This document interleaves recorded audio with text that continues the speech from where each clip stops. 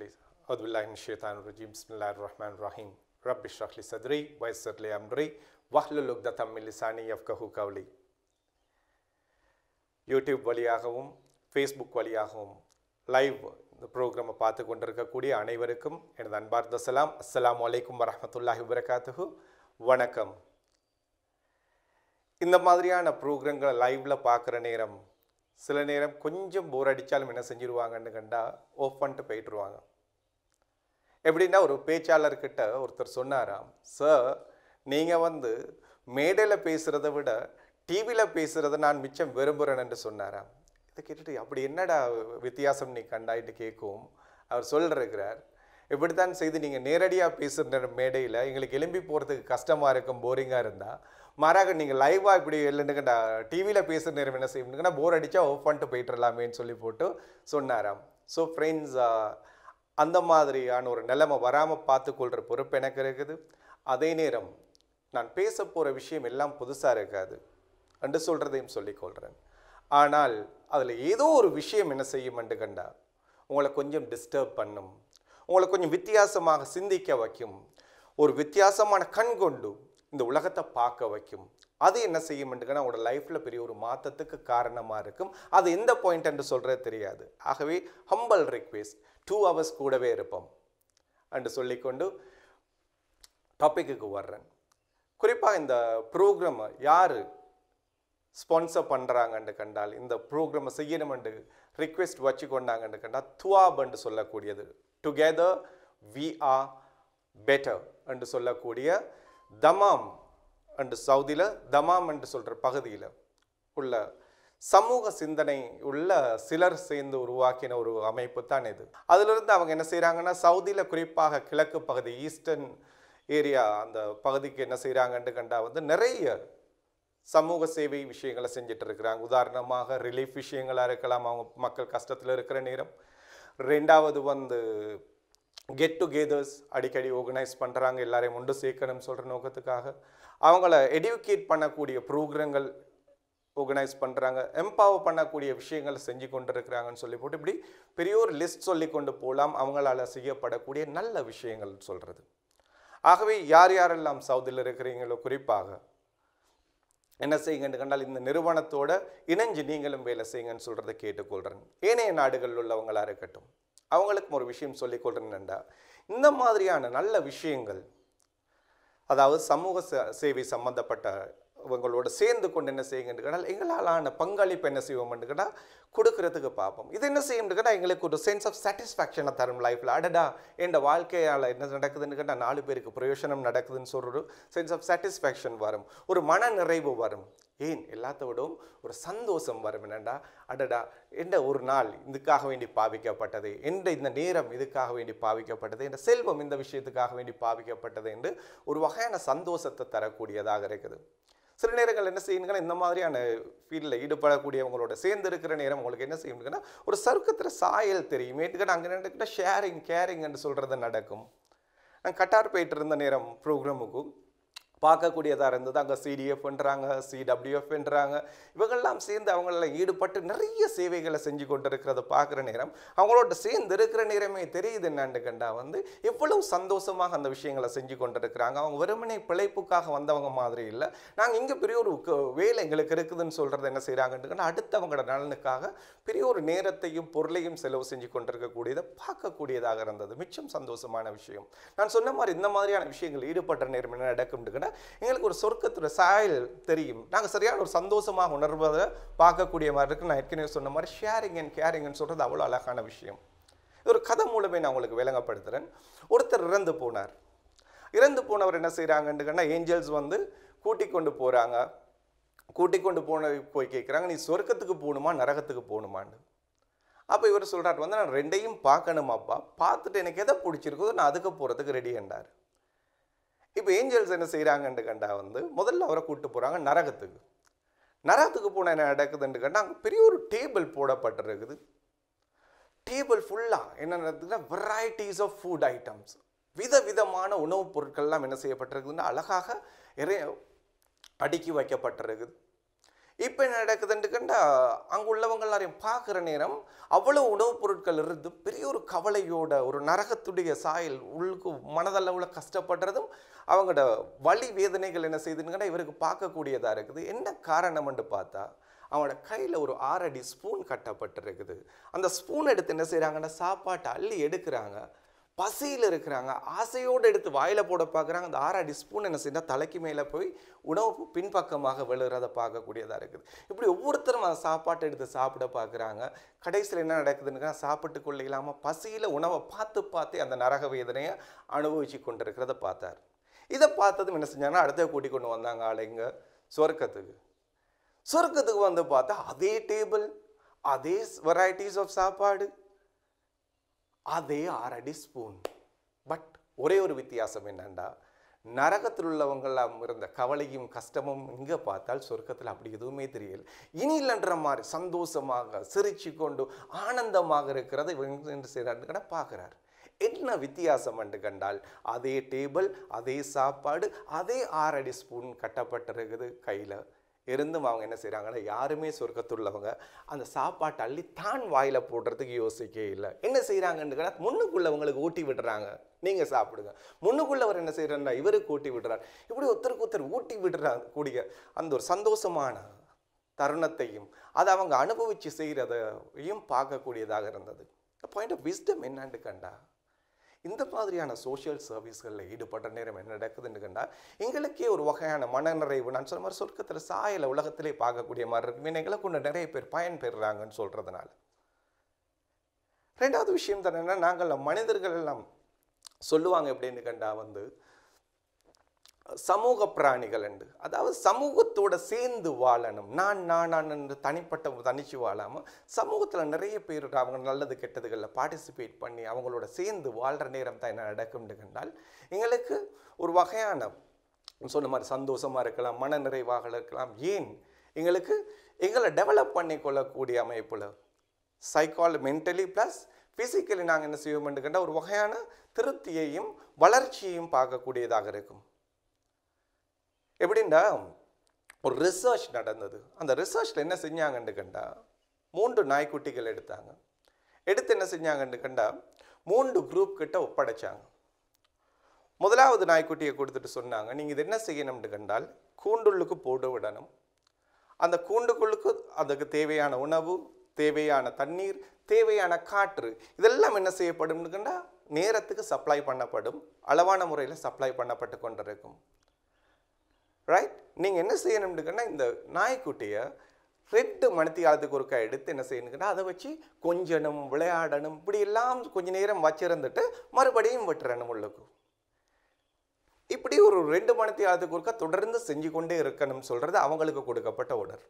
ரெண்டாவது நாய்க்குட்டி கொடுக்கப்பட்டவங்களுக்கு சொன்னாங்க என்னென்னு கண்டா நீங்கள் இந்த நாய்க்குட்டி அதே மாதிரி கூட்டுள்ளுக்கு போட்டுறணும், அதுக்கும் தேவையான உணவு, தேவையான காற்று, தேவையான தண்ணீர் எல்லாம் அளவான முறையில் தொடர்ந்து சப்ளை பண்ணப்படும்னு சொல்கிற அதே செய்தி சொல்லிட்டு சொன்னாங்க.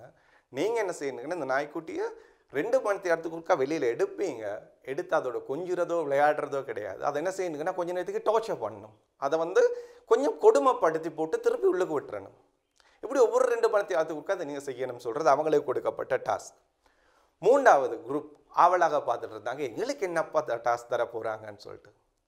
அவங்கக்கிட்ட சொன்னாங்க என்னன்னா, நீங்கள் நாய்க்குட்டியை எடுத்து கூண்டில் போடுறது மட்டும்தான், அதுக்கு உணவு, சாப்பாடு, தண்ணீர் எல்லாம் சரியாக கொடுக்கப்படும். ஆனால் இதை நீங்கள் என்ன செய்யப்படாதுன்னா நாங்கள் சொல்ல மட்டும் அந்த நாய்க்குட்டியை தொடப்படாது, வெளியில் எடுக்கப்படாது, அது உள்ளுக்கே இருக்கணும்னு சொல்லி போட்டு சொன்னாங்க. இந்த ஆராய்ச்சியோட நோக்கம் என்னன்னு கண்டா உண்மையிலே நாய்கள் ஒன்று அது உயிர் வாழ்கிறதுக்கு அடிப்படையான தண்ணீர், காற்று, மற்றது சாப்பாடு இதெல்லாம் கிடைச்சால் மட்டும் போதுமா, இல்லை இதை விட வேறு என்னமோ அது ஒன்று உயிர் வாழ்கிறதுக்கு தேவைப்படுதான்றது தெரிஞ்சுக்கிறதுக்காக வேண்டி தான் இந்த ரிசர்ச்சை செஞ்சாங்க. குறிப்பிட்ட காலம் போச்சு. இப்போ என்ன செய்யப்பட்டுச்சுன்னா இந்த 3 குரூப்பும் அவங்களுக்கு கொடுக்கப்பட்ட டாஸ்க்கு சரியாக செஞ்சுட்டு இருந்தாங்க. இப்போ குறிப்பிட்ட காலத்துக்கு அப்புறம் என்ன செய்கிறாங்கன்னா நாய்க்குட்டிகளை வெளியில் எடுத்து பார்ப்போம்னு சொல்லி போட்டு என்ன செய்கிறாங்கன்னா முதலாவது குரூப்கிட்ட சொல்கிறாங்க, நீங்கள் நாய்க்குட்டி எடுங்கன்னு. இப்போ அவங்க எடுக்கிறாங்க. எடுத்து அந்த நாய் மிச்சம் ஆசையோடு வெளியில் வந்துச்சுது. என்ன செய்துட்டுக்கண்டா அது கொஞ்சம் விளையாட பார்க்குது, வாழை ஆட்டிக்கொண்டு நிற்குது, சந்தோஷமாக ஆரோக்கியமாக இருக்கிறத பார்க்கக்கூடியதாக இருந்தது. 2வது நாய்க்குட்டி எடுக்கிறாங்க. இது என்ன நடக்குதுன்னு கண்டால் அந்த நாய்க்குட்டி எடுக்க பார்க்குறேன்னு அது வர்றதுக்கு பயப்படுது, என்ன எடுத்து டோர்ச்சர் பண்ண போகிறாங்க, என்ன அநியாயம் பண்ண போகிறாங்கன்னு சொல்லி போட்டு அது உள்ளுக்கே பதுங்கி பதுங்கி இருக்கிறத பார்க்குறாங்க. இருந்து இவங்க எடுக்க பார்க்குற நேரம் என்ன நடக்குதுன்னு கண்டால் பாஞ்சி கடிக்க பார்க்குது பயந்து. ஒரு வகையான வன்மத்தை காட்டுது, தன் எதிர்ப்பை கோபத்தை காட்டக்கூடியதாக இருந்தது. மூன்றாவது நாய்க்குட்டியை இப்போ எல்லாரும் ஆசையோடு போயிட்டு எடுக்கிறதுக்கு பார்க்குறாங்க. ஏன் குறிப்பிட்ட காலம் மட்டும் அதை யாருமே என்ன செய்யலைன்னா கூட்ட திறந்து கூட பார்க்க இல்லை. இப்போ திறந்து பார்த்தால் அந்த நாய்க்குட்டி செத்து போயிருந்தது. நாய்க்குட்டி செத்து போயிருந்தது. இவங்களுக்கு விலங்கே இல்லை, சரியா சாப்பாடு கொடுத்துருக்கிறோம் தானே, அதுக்கு தேவையான காற்று கொடுக்கப்பட்டது தானே, தண்ணீர் கொடுக்கப்பட்டது தானே, இருந்தும் ஏன் இறந்து போனது, எதுக்கும் இன்னொரு முறை ட்ரை பண்ணி பார்ப்போம். இதே மாதிரி இன்னும் 3 நாய்க்குட்டிகளை வச்சு எக்ஸ்பெரிமெண்ட் செஞ்சு பார்த்தாங்க. ரிசல்ட்ஸில் எந்த வித்தியாசமும் கிடையாது. சரி, நாய்க்கு மட்டும்தான் இப்படியா, சரி அப்போ பூனைக்குட்டியை ட்ரை பண்ணி பார்ப்போமேன்னு 3 பூனைக்குட்டிகளுக்கு ட்ரை பண்ணி பார்த்தாங்க. கடைசியில் உள்ள ரிசல்ட்ஸ் பார்த்தோம்னு கண்டால் ஏற்கனவே நாய்களுக்கு கிடைச்ச அதே ரிசல்ட்ஸ் தான் இங்கேயும் கிடைக்கக்கூடியதாக இருந்தது. அதன் மூலம் அவங்க தெரிய வந்தாங்க என்னன்னு கண்டால் விலங்குகள் கூட என்ன செய்துன்னு கண்டால் வெறுமனே சாப்பிட்றதுக்கும் குடிக்கிறதுக்கும் சுவாசிக்கிறதுக்குமாக மட்டும் இந்த உலகத்தில் வாழ இல்லை. அதுக்கும் என்ன செய்யப்படுதுங்கன்னா ஃபெலோஷிப் என்று சொல்கிறது, அடுத்தவங்களோட சேர்ந்து வாழணும், அடுத்தவங்களோட விளையாடணும், கதைக்கணும், பேசணும், சிரிக்கணும் என்று சொல்லிட்டு என்ன செய்துங்கன்னா அதுகளுக்கும் என்ன செய்துன்னு கண்டால் இந்த தேவைகள் இருக்குதுன்னு சொல்கிறது அந்த ரிசர்ச் மூலம் தெரிய வந்தது. ஸோ ஃப்ரெண்ட்ஸ், நீங்கள் நாட்டை விட்டு வெளியில் போயிட்டவங்க தான் இருக்கிறீங்க நிறைய பேர். ஆகவே அங்கே இருக்கிற நேரம் நீங்கள் என்ன செய்ய வேணும்னு கண்டால் உங்களை நீங்கள் தனிமைப்படுத்தி கொள்ளாதுங்க. அது என்ன செய்யும்னு கண்டால் உங்களுக்கு மன ரீதியான சில அழுத்தங்களை, அதாவது தாக்கங்களை கொண்டு வரும். அது உங்களுக்கு அப்பப்போ தெரியாதான லாங் டேர்மில் பார்க்குறேன் அது பெரிய பாதிப்பாக வந்து முடிகிறதுக்கு காரணமாக இருக்கும். ஸோ அது அந்த மனத்தாக்கமே சில வேளை உங்களுக்கு உடல் ரீதியான சில பிரச்சனைகளையும் லாங் டேர்மில் கொண்டு வர்றதுக்கு காரணமாக இருக்கலாம். ஆகவே எங்கே போனாலும் சரி அடுத்தவங்களோட சேர்ந்து என்ன செய்வோம்னா சில விஷயங்களை செய்கிற நேரம் நான் சொன்ன மாதிரி நாங்கள் சந்தோஷமாக உணர்வோம். மன அடிப்படையில் நாங்கள் என்ன செய்வோம், மிச்சம் ஆரோக்கியமானவங்களாக இருப்போம். அதுவே எங்களோட உடல் ஆரோக்கியத்துக்கும் காரணமாக இருக்கும். எல்லாத்த விடவும் ஒரு மன நிறைவை தரும். இந்த உலகத்துக்கு நான் எங்கே போனாலும் என்னால் ஒரு வேலை நடக்குதாப்பான்னு சொல்கிறது. ஸோ ஃப்ரெண்ட்ஸ், அந்த மெசேஜோட இந்த டாப்பிக்கு வருவோம். என்னென்னு கண்டா தரப்பட்டிருக்கிற டாபிக் என்னண்டா, நாங்கள் இப்போ வெளிநாட்டில் இருக்கிற நாங்கள் இது சரியான நேரமாக எங்களோட நாட்டுக்கு வந்து நாங்கள் திருப்பி செட்டில் ஆகுறதுக்குன்னு சொல்கிறத பற்றி தான் பேச போகிறோம். அதுக்கு முந்தி நாங்கள் பார்ப்போம் என்னென்னு கண்டா, செட்டில் ஆகுறேன்னு சொல்கிறதுக்கு முந்தி இப்போ எல்லாருக்கும் இருக்கிற ஒரு பிரச்சனை தான், முழு உலகத்தையும் ஆட்டி படைச்சு கொண்டிருக்கிற ஒரு விஷயம் தான் இந்த கொரோனான்னு சொல்கிற பிரச்சனை. இந்த கொரோனான்னு சொல்கிற பிரச்சனையில் என்ன செய்கிறோம்னு கண்டால் எல்லாரும் மாட்டிக்கொண்டிருக்கிறோம்னு சொல்கிறது தெரியுது. அதுக்கு ஆனால் இதில் என்ன நடக்குதுன்னு கண்டால் வந்து நிறைய பேர் சைக்காலஜிக்கலாக என்ன செஞ்சுருக்கிறாங்கன்னு கண்டால் பாதிக்கப்பட்டிருக்கிறாங்க மனத அடிப்படையில். சில ஆட்கள் கால் பண்ணுவாங்க ஃபாரின்லேருந்து, எங்களோட நானா என்ன செய்கிறாருன்னு கண்டா வந்து ஒரு நாளைக்கு பல முறை குளிக்கிறார். இன்னொருத்தர் கால் பண்ணி சொல்கிறார், இவர் வந்து வேலைக்கு போக மாட்டேங்கிறார், பயந்து ரூம் உள்ளுக்கே அடைஞ்சு கிடக்கிறார். இவர் இன்னொரு ஃபேமிலியில் கால் பண்ணி சொல்கிறாங்க, இவர் யாரோடையும் பேச மாட்டேங்கிறார், தனிமையிலே இருக்கிறதுக்கு பார்க்குறார். இன்னொருத்தர் சொல்கிறார், கழுவின உடுப்பையே திருப்பி திருப்பி என் வைஃப் கழுவி கொண்டிருக்கிறா. இப்படியான தாக்கங்கள் என்ன செஞ்சிருக்குதுன்னு கண்டால் இந்த கொரோனாவின் மூலம் வந்திருக்குது. இதுக்கெல்லாம் காரணம் என்னன்னு பார்த்தோம்னு கண்டால் முக்கியமாக இந்த நோயோட சீரியஸ்னஸை விட கொரோனாவை விட பயங்கரமான ஒரு சாமான் என்ன செஞ்சிருக்குதுன்னு கண்டால் அவங்கள ஆட்கொண்டு இருக்குது. அதுதான் பயம் என்று சொல்கிறது. இந்த கொரோனான்னு சொல்கிற நோயை விட பயங்கரமான சாமான் தான் பயம் என்று சொல்கிறது. இந்த பயத்தை விட்டு என்ன செய்யணும்னுக்குன்னா முதல்ல வெளியில் வரணும். எஸ், நோயொன்று இருக்குது, அதுக்கு எங்களுக்கு சில அடிப்படையாக கைட்லைன் தந்திருக்கிறாங்க. என்னது, வெளியில் போகிறத என்றளவு குறைச்சி கொள்வது, தேவைப்பட்டால் பயப்படாமல் போய் வர்றது அவரவர தேவைக்கு. ரெண்டாவது விஷயம், போகிற நேரம் மாஸ்க் போட்டு கொண்டு போகிறது, அதை மறக்காமல் பார்த்துக்கொள்வது. மூன்றாவது, சோஷியல் டிஸ்டன்சிங்கை மெயின்டைன் பண்ணி கொள்வது. இப்படின்னு சொல்லி போட்டு செய்வோம் என்று கண்டால் என்ன நடக்கும்னு இந்த கொரோனாவுக்கு பயப்பட வேண்டியது இல்லை. மாறாக இதுக்கு இந்த நோய்க்கு பயப்படுவோம் என்று கண்டால் அதன் மூலம் வரக்கூடிய விளைவுகள், அதன் மூலம் வரக்கூடிய இறப்புகள் கூட என்ன செய்யலாம் என்று கண்டால் இந்த கொரோனாவோட பயங்கரமான தாக்கங்களை, நெகட்டிவான இம்பேக்ட்ஸை உருவாக்கலாம் என்று சொல்லிட்டு நினைக்கிறேன். எப்படின்னு ஒரு கதை சொல்லுவாங்க. ஒரு துறவி என்ன செய்கிறாருன்னு கண்டால் தியானம் செஞ்சு கொண்டிருக்கிறார். அவர் தியானம் செஞ்சு கொண்டிருக்கிற நேரம் என்ன நடக்குதுன்னு கண்டால் வந்து அந்த வழியாக ஒரு தொற்று நோய் பயணம் செய்து ஒரு கிராமத்தை நோக்கி. இப்போ இந்த துறவி கேட்குறார், ஏய் தொற்று நோய் நீ எங்கே போகிறாய், தொற்று நோய் சொல்லுது, இப்படி தான் இந்த குறிப்பிட்ட கிராமத்துக்கு போகிறேன், அவங்கள நான் போய் தாக்க போகிறேன் இந்த தொற்று நோயை வச்சு. சரி, எத்தனை பேர் உயிரை பலி கொள்ள போகிறாய், எத்தனை பேர் உயிரெடுக்க போகிறாய், எல்லாம் ஒரு 5000 பேர் இதில் பலியாகுவாங்கன்னு சொல்லுது. இப்போ குறிப்பிட்ட ஒரு காலம் முடிஞ்சு அந்த தொற்று நோய் வந்து என்ன செய்யுதுன்னா திரும்பி தன் வேலையை பார்த்துட்டு போகுது. போகிற நேரம் இந்த துறவி இப்போ அந்த தொற்று நோயை பார்த்து கேட்குறாரு, என்ன நீ 5000 பேரைத்தான் தாக்குவாய், உயிர்களை கொள்ளுவாய்ன்னு சொல்லிட்டு போனாய், ஆனால் இங்கே எல்லாரும் கதைச்சி கொள்றதை பார்க்குறேன் 15000 பேர் செத்து போனாங்களாமே என்று சொல்லி போட்டு கேட்குறாரு. என்ன நீ சொன்னது மாதிரி செய்யாமல் கூடுதலாக நான் உயிர்களை வாங்கிட்டு போகிறேன். அப்போ அந்த தொற்று நோய் சொல்லிச்சுதான், நான் 5000 பேரைத்தான் உயிர் வாங்க போனேன், அந்த 5000 பேர் உயிரைத்தான் நான் வாங்கி கொண்டு போகிறேன். ஆனால் இந்த நோய்க்கு பயந்து இன்னும் 10000 பேர் செத்து போனான், இந்த நோய்க்கு பயந்து இன்னும் 10000 பேர் செத்து போனான். அதுதான் அந்த மீதி 10000 கூடினதுக்கு காரணமே இல்லாமல் மற்றபடிக்கு நோய் இல்லைன்னு சொல்லி போட்டு சொன்னாராம். அது மாதிரி என்ன செய்வோம்னு கண்டா வந்து இந்த கொரோனான்னு சொல்லி போட்டு இதையே பேசி இருக்காம இதில் வர்ற எல்லா வாட்ஸ்அப்லையா இருக்கட்டும், ஏனைய சோஷியல் மீடியாக்கள்லையா இருக்கட்டும், இல்லை மாஸ் மீடியாலையா இருக்கட்டும், வர்றது எல்லாத்தையும் அப்டேட் பண்ணி தலையில் ஏற்றி கொள்வோம் என்று கண்டால் அதுவே என்ன செய்யும் என்று கண்டால் வந்து எங்களுக்கு ஒரு வகையான சைக்காலஜிக்கல் டிஸ்டர்பன்ஸையும் அது தொடர்பான ஒரு பயத்தையும் தந்து என்ன செய்யும் கண்டால் எங்களை மிச்சம் சுருக்கி சொன்ன மாதிரி மனதளவில் ஏன் உடல் அளவில் கூட பெரிய தாக்கங்களை கொண்டு வர்றதுக்கு காரணமாக இருக்கும். ஆக நாங்கள் என்ன செய்வோம் கண்டா இதை விட்டு வெளியில் வரணும்னா என்ன செய்யணும்? நான் சொன்ன மாதிரி முதலாவது விஷயம் தான் என்னென்னா, நீங்கள் இந்த பேசிக் கைட்லைன்ஸை ஃபாலோ பண்ணுற அதே நேரம் உங்களை என்ன செய்யுங்கன்னு கண்டா ஆக்கப்பூர்வமான விஷயங்களை ஆக்கியபை பண்ணிக்கொள்வது. நாங்கள் எங்களை பிஸி பண்ணிக்கணும்.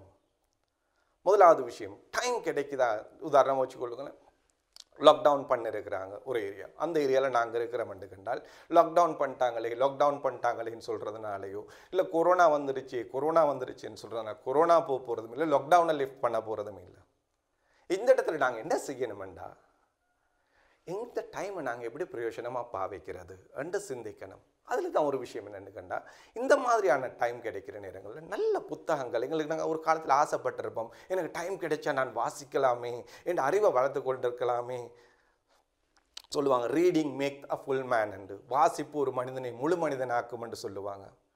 ஆகவே இது என்ன செய்வோம் கண்டா இந்த டைமை வந்து ப்ரொடக்டிவாக ஆகுமான நல்ல புத்தகங்களை எடுத்து என்ன செய்வோம் கண்டால் நாங்கள் ஆசைப்பட்ட புத்தகங்களை உட்கார்ந்து வாசிப்போம். ஆகவே அதை வாசிக்கிற நேரம் தெரியும். முதலாவது இந்த கொரோனா சம்பந்தப்பட்ட விஷயங்கள்லேருந்து நாங்கள் தூரமாகுவோம், தேவைக்கில்லாமல் டிஸ்டர்பன்ஸ்லேருந்து தூரமாகுவோம். ரெண்டாவது ஆகுமான விஷயங்கள் தலைக்கு போகிற நேரம் ஒரு வகையான திருப்தி வரும். அடடா இந்த டைம் நான் மிச்சம் ப்ரொடக்டிவாக பாவிக்கிறேனே அப்பா, என்ன நாலேஜ் கூடுதே என்று சொல்லி போட்டு என்ன செய்யும் கண்டால் வந்து எங்களுக்கே ஒரு திருப்தி வரும். நாங்கள் இந்த டைமை வேஸ்ட் பண்ணாமல் மிச்சம் பிரயோஜனமாக பாவிக்கிறோம்னு சொல்கிறது இது ஒரு விஷயம். ரெண்டாவது ஃபேமிலியோட டைம் கொடுப்போமே. நாங்கள் ஒரு பிஸி ஒர்க் ஷெடியூல் ஓடிக்கொண்டு இருக்கிறவங்க, இந்த சீசனில் சில பேர் ஒர்க் ஃப்ரம் ஹோம்னு சொல்கிற ஒரு கான்செப்ட் வந்துருக்குது, அதில் நாங்கள் ஒர்க் பண்ணிட்டு இருக்கிறவங்களா இருக்கலாம். இல்லை நாங்கள் சில வேளை ஒரு லாக்டவுனுக்கு கீழே நான் சொன்ன மாதிரி உள்ளவங்களா இருக்கலாம். இல்லை நாங்கள் குவாரண்டைன் தான் ஃபேமிலியோடு இருக்கிறோம்னு சொல்லிட்டு வச்சாலும் நாங்கள் என்ன செய்கிறோம்னு கண்டா வந்து எல்லாருமாக உட்கார்ந்து சரி ஒன்றாக சாப்பிட்றது, நிறைய பேசுறது, குடும்பம் வந்து என்ன செய்யணும் கேட்டால் எல்லாரும் உட்கார்ந்து இதை ஒரு கதைச்சி எல்லாருக்கும் ஒரு அண்டர்ஸ்டாண்டிங்கை உருவாக்கிக்கிறதுக்கு ஒரு சந்தர்ப்பமாக என்ன செய்யணும்னு கண்டால் இது பாவிக்கப்படணும்.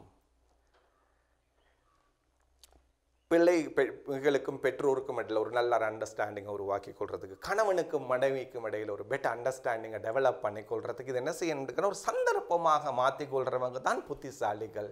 மாறாக இதையே வச்சு எது கொரோனா என்று சொல்லி போட்டும் லாக்டவுன் என்று சொல்லி போட்டும் அதையே கதைச்சி தங்களை டிஸ்டர்ப் பண்ணி கொள்றவங்க இல்லை. அடுத்த விஷயம் தான் என்ன செய்யலாம்னு கண்டா இந்த கொரோனாவை நாங்கள் இருக்கட்டும் ஏனைய நோய்களாக இருக்கட்டும் இதுக்கெல்லாம் நாங்கள் வந்து என்ன செய்யணும்னா சரியான முறையில் ஃபைட் பண்ணி நாங்கள் அந்த நோயிலிருந்து பாதுகாப்பு பெறணும்னு சொல்கிறது இல்லை. அப்படியே வந்துட்டாலும் அதை தாங்கிக் கொள்கிற அளவுக்கு என்ன செய்யணுங்கன்னா உடம்பு ஃபிட்டானதாக இருக்கணும், இம்யூன் சிஸ்டத்தை டெவலப் பண்ணிக்கொள்ளணும். அதுக்கு தான் பெஸ்ட் வேல் என்னன்னு கண்டா வந்து எங்களை வந்து ஒரு ரூட்டீன் எக்ஸசைஸுக்கு என்ன செய்கிறதுன்னு கண்டால் பழக்கி கொள்வது. ஹெல்த் இஸ் வெல்த் என்று சொல்லுவாங்க. அந்த ஹெல்த்தை பாதுகாத்து கொள்றதுக்கு முக்கியமான ஒரு விஷயம் தான் எக்ஸசைஸ் என்று சொல்கிறது. A healthy mind can be found only in a healthy body. ஆரோக்கியமான உடம்புள்ளுக்கு தான் ஆரோக்கியமான உள்ளம் இருக்கும். ஸோ நாங்கள் இப்போ எக்ஸசைஸ் செய்கிற நேரம் என்ன நடக்கும்னு கண்டா வந்து எங்களோட உடல் மட்டும் இல்லை ஆரோக்கியமாக மாறுறது, உள்ளமும் ஆரோக்கியமானதாக மாறும்.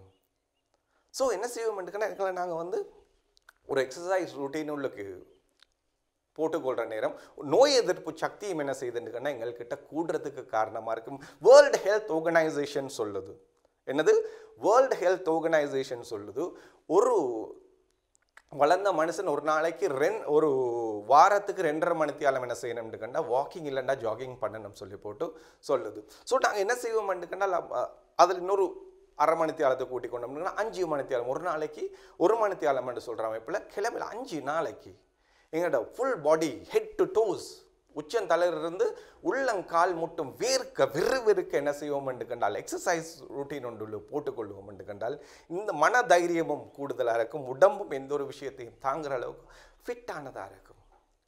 குறிப்பாக பேரண்ட்ஸுக்கு சொல்லிக்கொள்கிறேன், நாங்கள் நோயாளி ஆகிடுவோம் என்றால் அது உடலளவாக இருக்கட்டும், உடலளவுலையாக இருக்கட்டும், இல்லாட்டி மனதளவுலையாக இருக்கட்டும், நாங்கள் நோயாளி ஆகிடுவோம் என்று கண்டால் நாங்கள் என்ன செய்வோம் என்று கண்டால் எங்களோட கூட இருக்கிறவங்களுக்கு மேபி ஒய்ஃப் இல்லைன்னு கண்டால் எங்களோட பிள்ளைங்களுக்கு கூட என்ன செய்வோம் கண்டால் யூஸ்லெஸ் ஆனாலாக மாறிடுவோம்.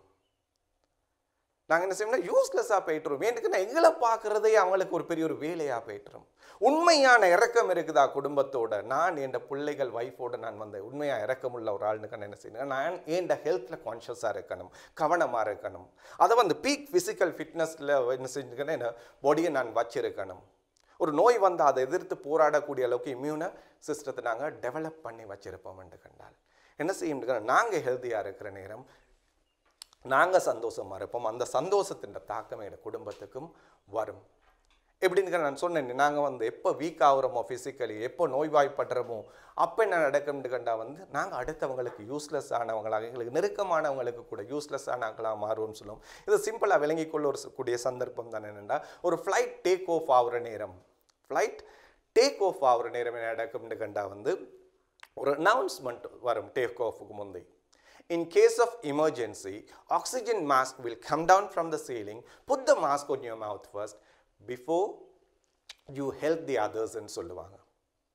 அந்த before you help the others ன்னு சொல்கிற நேரம் பார்த்தீங்கன்னா ஸ்க்ரீன்லேயா இருக்கட்டும், இல்லைன்னு கண்டால் அதுக்கு உங்களுக்கு முன்னுக்கு வச்சிருக்க சீட்டுக்கு முன்னுக்கு இருக்கிற அந்த கார்ட்லேயா இருக்கட்டும், அது யாரை போட்டிருப்பாங்கன்னு கண்டால் நாங்கள் எங்கள்ட ஈரக்கொலைன்னு சொல்லக்கூடிய எங்கள்ட பிள்ளைய போட்டிருப்பாங்க, பிள்ளையோட ஃபோட்டோவை. அது மெசேஜ் என்னான்னு கண்டால் அந்த தாயால் கூட தாய் கூட என்ன செய்வாள்னு கண்டால் அந்த ஆக்சிஜனை தான் போட்டுக்கொள்ள இல்லைன்னு கண்டால் தனக்கு மூச்சு கஷ்டமாவிரும் என்று கண்டால் அந்த கட்டத்தில் என்ன நடக்கும்னு கண்டால் அந்த பிள்ளைக்கு கூட ஹெல்ப் பண்ணி கொள்ளலாம் போகும். சொல்கிறாங்க என்னன்னு முதல்ல நீங்கள் போட்டுக்கொள்ளுங்க, அப்போ நீங்கள் ப்ரீதிங் என்ன செய்யுங்கன்னா உங்களோட கண்ட்ரோலுக்கு வந்துடும், நீங்கள் கம்ஃபர்டபுளாக ஃபீல் பண்ணுவீங்க. இப்போ தான் உங்களுக்கு என்ன செய்யலாம்னு உங்களோட பிள்ளைக்கு கூட ஹெல்ப் பண்ணலாம். மாறாக நீங்கள் பிள்ளைக்கு போடாமல் நீங்கள் போட்டுக்கொள்ளாமல் பிள்ளைக்கு போவீங்கன்னா அந்த கட்டத்தில் சில நேரம் நீங்கள் மூச்சு கஷ்டத்தில் போவீங்க. ஆகவே நடக்கும்னுங்கன்னா உங்களோட கை சரியாக மூக்கில் வைக்கிறதுக்கு பதிலாக பிள்ளையோட முதுகில் கொண்டு போயிட்டு என்ன செஞ்சிருவீங்கன்னு இதை வைக்கிறதுக்கு காரணமாக இருக்கும். அதனால் 2 பேருமே உயிர் சேதம் ஏற்படுறதுக்கு காரணமானதாக மாறும். ஸோ ஹம்பிள் ரிக்வெஸ்ட் என்ன செய்வோம்னு கண்டால் இந்த காலத்தில் கொரோனான்னு சொல்லி போட்டு கிரம்பிள் பண்ணி கொண்டு இருக்காமல் அதை பற்றி ஓவர்லோட் இன்ஃபர்மேஷனை போட்டுக்கொண்டு எங்களை நாங்கள் டிஸ்டர்ப் பண்ணி அதை பற்றி கதைச்சி கொண்டு இருக்காமல் என்ன செய்வோம்னு கண்டால் எங்களுக்கு இதை எப்படி ப்ரொடக்டிவாக பாவிக்கலாம், எப்படி எங்களை ஒரு ஆரோக்கியமான ஆளாக உடல் ரீதியாக மன ரீதியாக வளர்த்துக்கொள்வது, ஃபேமிலி ரிலேஷன்ஷிப்பை பில்ட் பண்ணி கொள்றதுன்னு இப்படியெல்லாம் பாசிட்டிவாக யோசித்து நாங்கள் செயல்படுவோம் என்றால் என்ன நடக்கும்னு கண்டால் கொரோனா இருக்கிறதே என்ன செய்யாதுன்னு கண்டால் எங்களோட தலையில் இருக்காது. ஸோ என்ன செய்வோம்னு கண்டால் அந்த மாதிரியான ஒரு விஷயத்தை செஞ்சு கொள்ளுவோம். எஸ், இப்போ வர்றதுன்னு கண்டால் நாங்கள் ஸ்ரீலங்காவுக்கு திருப்பி வர்றதுன்னு கண்டால் இந்த கொரோனா காலத்தில் நாங்கள் இப்போ எப்படி நாங்கள் திருப்பி செட்டில் ஆகுறது என்று சொல்லி போட்டு ஒரு கேள்வி வரும். பொருளாதாரங்கள் எல்லாம் மிச்சம் கஷ்டத்தில் இருக்கிற காலத்தில் நாங்கள் வந்தால் என்ன செய்கிறதுன்னு சொல்லி போட்டு ஒரு யோசனை வரும். தெளிவாக தெரிஞ்சு கொள்ளணும் என்னன்னு, இந்த கொரோனாவின் பாதிப்பால் இலங்கை என்று சொல்கிற நாடு மட்டும் பொருளாதாரத்தில் பாதிக்கப்பட்ட ஒரு நாடு கிடையாது. முழு உலகமும் என்ன செஞ்சுருக்குதுன்னு கண்டால் இந்த பாதிப்பை அனுபவித்து கொண்டிருக்கிற ஒரு காலத்தில் தான் இருக்கிறோம். எல்லாரும் தெளிவாக விளங்கி கொள்ள வேண்டிய ஒரு விஷயம் தான் என்னென்னு கண்டால் இந்த மாதிரியான ஒரு டவுன் டர்ன் வர்ற நேரம், ஒரு ரெசஷன் வந்தால் அதுக்கு பிறகு என்ன செய்யும்னு ஒரு ரிகவரி இருக்கும். அந்த ரிகவரிக்கு பின்னுக்கு ஒரு குரோத் வரும். அதுவே அடுத்த கட்டத்துக்கு பூம்னு சொல்கிற லெவலுக்கு கொண்டு போயிட்டு விடும். ஆக இப்போ நான் என்ன நடந்திருக்குதுன்னு இந்த கொரோனாவின் தாக்கத்தினால் பொருளாதாரம் மிச்சம் மோசமாக பாதிக்கப்பட்டிருக்கிறது, இதை விட கீழே போகலாதுன்னு சொல்கிற லெவலில் வந்திருக்கிறோம்னு வச்சுக்கொள்வோம். இப்போ அடுத்த கட்டம் என்ன செய்யும்னு எந்த ஒரு பள்ளம் இறங்கினாலும் அடுத்த ஒரு ஏத்தம் என்ன செய்யும் கண்டால் முன்னுக்கு வரும்னு சொல்கிறது தெரியும். இப்போ அடுத்து இந்த ரெசெஷன் பீரியட் என்று சொல்லிட்டு நாங்கள் இதை எடுத்துக்கொண்டால் இது முடிஞ்சு இப்போ அடுத்த கட்டம் ரெக்கவரிக்கு தான் என்ன செய்ய போகுதுன்னு கண்டால் இந்த எக்கானமி போக போகுது. அடுத்த கட்டம் குரோத்துக்கு போக போகுது. அடுத்த கட்டம் வந்து ஒரு பூமை சந்திக்க இருக்கிற காலம். ஆகவே உங்களுக்கு என்ன செய்யணும்னு கண்டால் நான் திருப்பி போத்தான் வேணும் அண்ட் ஒரு முடிவுக்கு வர்றதுன்னு கண்டால் என்ன செய்யலாம்னு கண்டால் உங்களோட சேவிங்ஸ் எல்லாத்தையும் எடுங்க, எல்லாத்தையும் வச்சு ஒரு பிளானை போடுங்க, அடுத்த கட்டத்தை யோசிக்கலாம். இல்லை வந்து பயந்து இருப்போம்னு கண்டால் ரீசெட்டில்மெண்ட்டில் இது நடக்காது. இது எப்படி செய்யலாம்ன்றதை பற்றி தான் இன்றைக்கி நாங்கள் ஒரு 2 hours இந்த செஷன் உள்ளுக்கு நாங்கள் பேச போகிறோம். முதலாவது விஷயம், நாங்கள் போகிற நேரம் எப்படி வெளிநாட்டுக்கு ஒரு மைண்ட் செட்டோட போகணும். எப்படி மைண்ட் செட்டோட போனோம்னு கேட்டால் ஒரு 5 வருஷம் நான் வெளிநாட்டில் போயிட்டு வேலை செஞ்சு எனக்கு தேவையான முதல்களை உருவாக்கி கொண்டு நாட்டில் வந்து செட்டில் ஆகணும் அப்பா அப்படின்னு சொல்லிட்டு தான் நாங்கள் என்ன செஞ்சுருக்கிறோம்னு கண்டால் நாட்டை விட்டு போனது அந்த செய்தியில் தான். ஆனால் இப்போ என்ன நடந்து கொண்டு இருக்குமென்று கண்டால் சிலாக்கள் வந்து 5 வருஷம் 10 வருஷமாக இருக்கும், 10 வருஷம் 15 வருஷமாக இருக்கும், 15 வருஷம் 20 வருஷமாக நாங்கள் இன்னுமே என்ன செய்யாமல் இருக்கிறோம்னு கண்டால் அந்த சிந்தனையை கொண்டு வராமல் இருக்கிறோம். அதை எப்படி செய்யலாம்ன்றதை பற்றி தான் பேச போகிறோம்.